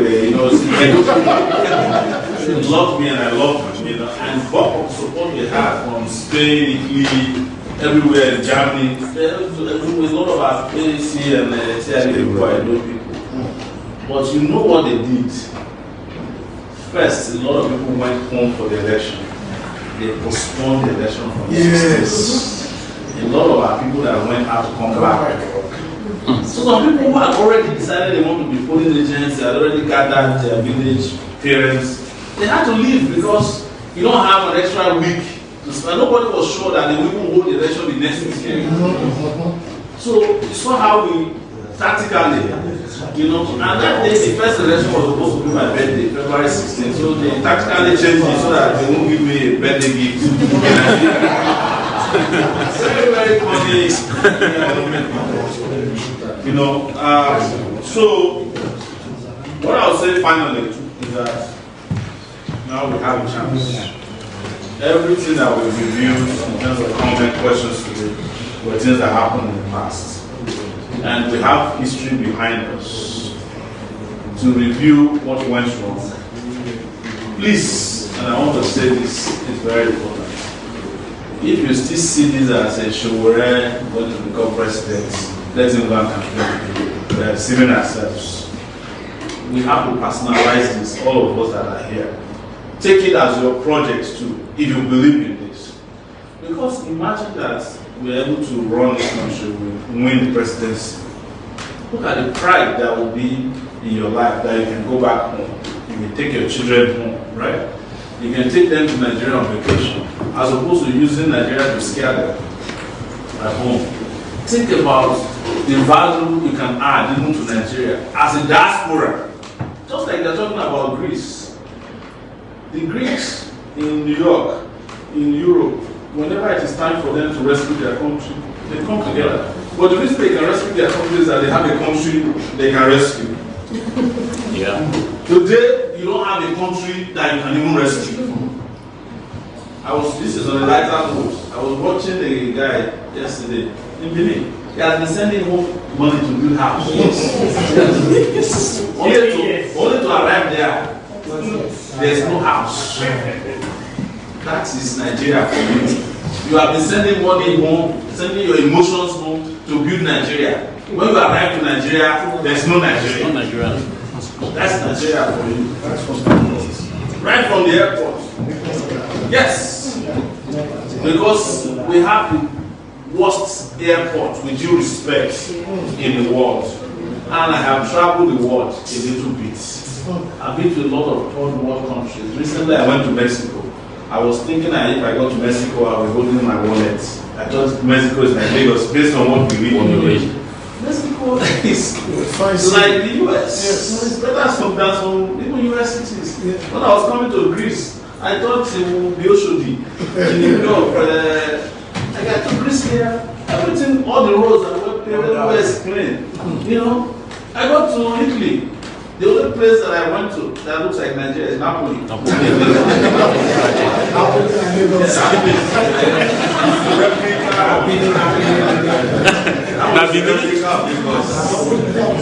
Yes, they don't play there. It's like Lagos and Napoli live up for each other. That's the only place. And I'm not trying to offend our Napoleon friends. I told them that before. You know, I was very comfortable in Napoli. It was like we were just walking around. You are feeling at home. But everywhere else, amazing. So, guys, I hope I was able to answer. Thank you.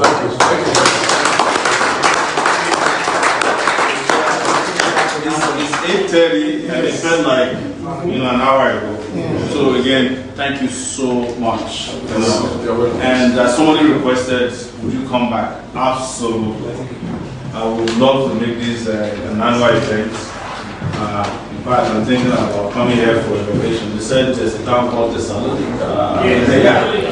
Yes. I want to come back and but before we go, please, I want you guys to give a round of applause for Vince.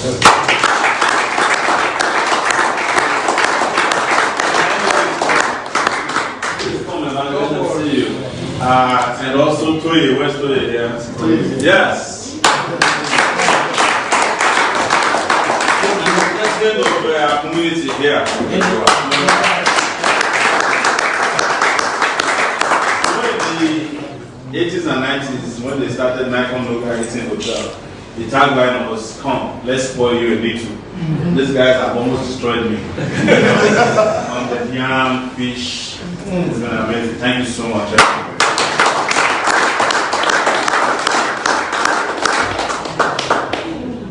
Thank you very much, everyone, for the time you spent with us. And, leaving every business you have to leave behind to come here and listen to our Bishop President. I have to say, AAC, take it back. AAC, Take it back. Take it back. Action. Take it back. Action. With this, we've come to the end of the meeting today, and I would appreciate Mr.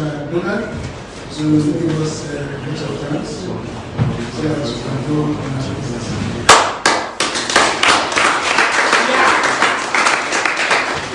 I want to thank each and every one of you. Where's Mrs. Omoyele? She's still here. Where's Mother? I want you to thank her because although I got the message on his coming very late, and yet I was able to call her and she said, okay, I will make sure I make a commission so that I will see it. Why? Because as you can see, this is a sample of Nigerians. It is not all we are. Please, a round of applause for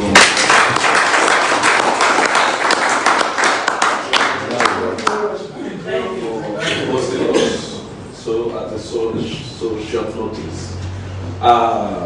We were not up to 5,000, and in fact, those ones remaining now. While in 2013, when things were very rough in this country, a lot of people moved due to the far right party. And it's struggling for us to make sure we restore everybody's residence in back so that they can be safe and comfortable to walk. I had Buhari in a conference striking a team with the German government, send people home. So with few people, I saw community leaders, I quickly phoned them and said, please, I want us to be holding meetings so that we relate this to you, we relate to our people. The problem we face now is that Buhari, if you are watching the media, he said, send people home, we don't have war. And not knowing that when you go to Nigeria, what you see every day, in fact, is worse than war. the actual one itself is gone. Yes. And I told the government here, I told them, in my experience,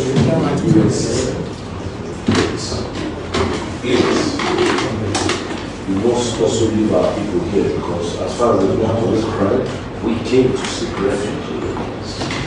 And they now decided that they are going to form a camp in one of the African countries, which I don't remember now, but I have a document. Egypt. Oh, no, not Egypt, it was in Egypt. No, another one as well. I will remember. Anyway, one of the African countries, so that all those African countries, citizens that are tripping in here, through Spain, Italy, and Turkey, then we gather them, make their fingerprint, take their photos, and those that are from Africa, they will ship them there. Then they will be giving them money to take care of them in the camp there until they decide to go home by themselves. So we started, pushing for meetings. The meetings come and fix it. Many people don't know the reason why we have to push for documents. Because it's when you have documents you will receive feedback. At a point, people they don't even believe that when they run into Germany, whatever. Because each person that is being sent home, there is an amount of money that is going to be given to the government in order to rehabilitate them. But that time when you get there, it's only that money you will not see. But those that went through IOM, I also told them, I said, when you are going home, come, if I'm aware of it. Once you get home, any man that asks you for the money that they give to you at the airport, take their number and then tell them to give you their full name. That this 500 euro that they have given me to come home, I will give it to you at no problem. Because they will be threatening them with killing you and the rest of it. And get the person's name and give it to them. I will make sure the person loses it. And actually the one he helped me to go and drop at the airport, that was the one. The moment he said that to the airport driver, I said, Chairman, thank you very much. He said, because now the man was there, your father. And he said, yes, you, your mama. And she went home, she was able to have some money to start a life. But today, we still have quite enough people. And in having that, a battle you cannot fight from house to win it. You can go and fight it from outside. There is no challenge that is being created by a man that cannot be beaten by another man. So that's why I chose that you must address Nigerians, and Nigerians, although this is small sample, when you come again this time around, will be when we get a bigger place and we will not put a lot of complexity so that you come. In order for us to put that intelligent head down and bring something out of it, and what is it going to be? A formula to meet that challenge of that capacity. I will beg you on behalf of Nigerians and Greeks that you should not relent your strength, your struggle. Because it is when you break that yoke, that bondage, of that not going through that process of immunization. If he is not loyal, he will drop him after councillor. If he is loyal, he will go for chairman. Government chairman. Then after that time, we will immunize him again. If he is not loyal, we will drop him. If he is loyal, he will go for house commissioner. So that's it. That system is broken. It's not working. That's why we are all afraid to come up with our children. So I want it to be that the voice of the people abroad are your source. And you must try to get there. The little we have, we will try to support. Anywhere you feel that you are going to meet somebody who cannot be beaten Who does not need stomach infrastructure to handle? Yes, because it's the stomach infrastructure that you are facing now, that his brother, who is even learning, will not see something in you. Okay? I want you to keep that on. That's one thing. Somebody, not just young, but who is concerned about Nigerians, can be in that asshole and get up every day or have a system of information reaching him, and wherever there's a problem, he can go there, and only his appearance alone will put things in order. Because I remember when Buhari won the first time, people started queuing up again and say, "What is this thing?" Why? Because they know it's ready. So I'm not going to take much of the time because we have to take it. Please, just give more attention. The struggle you do. And Nigeria, try to support your people back home and lecture them by yourself and say, if you want to see me coming without my family, vote this man in the next election. Thank you.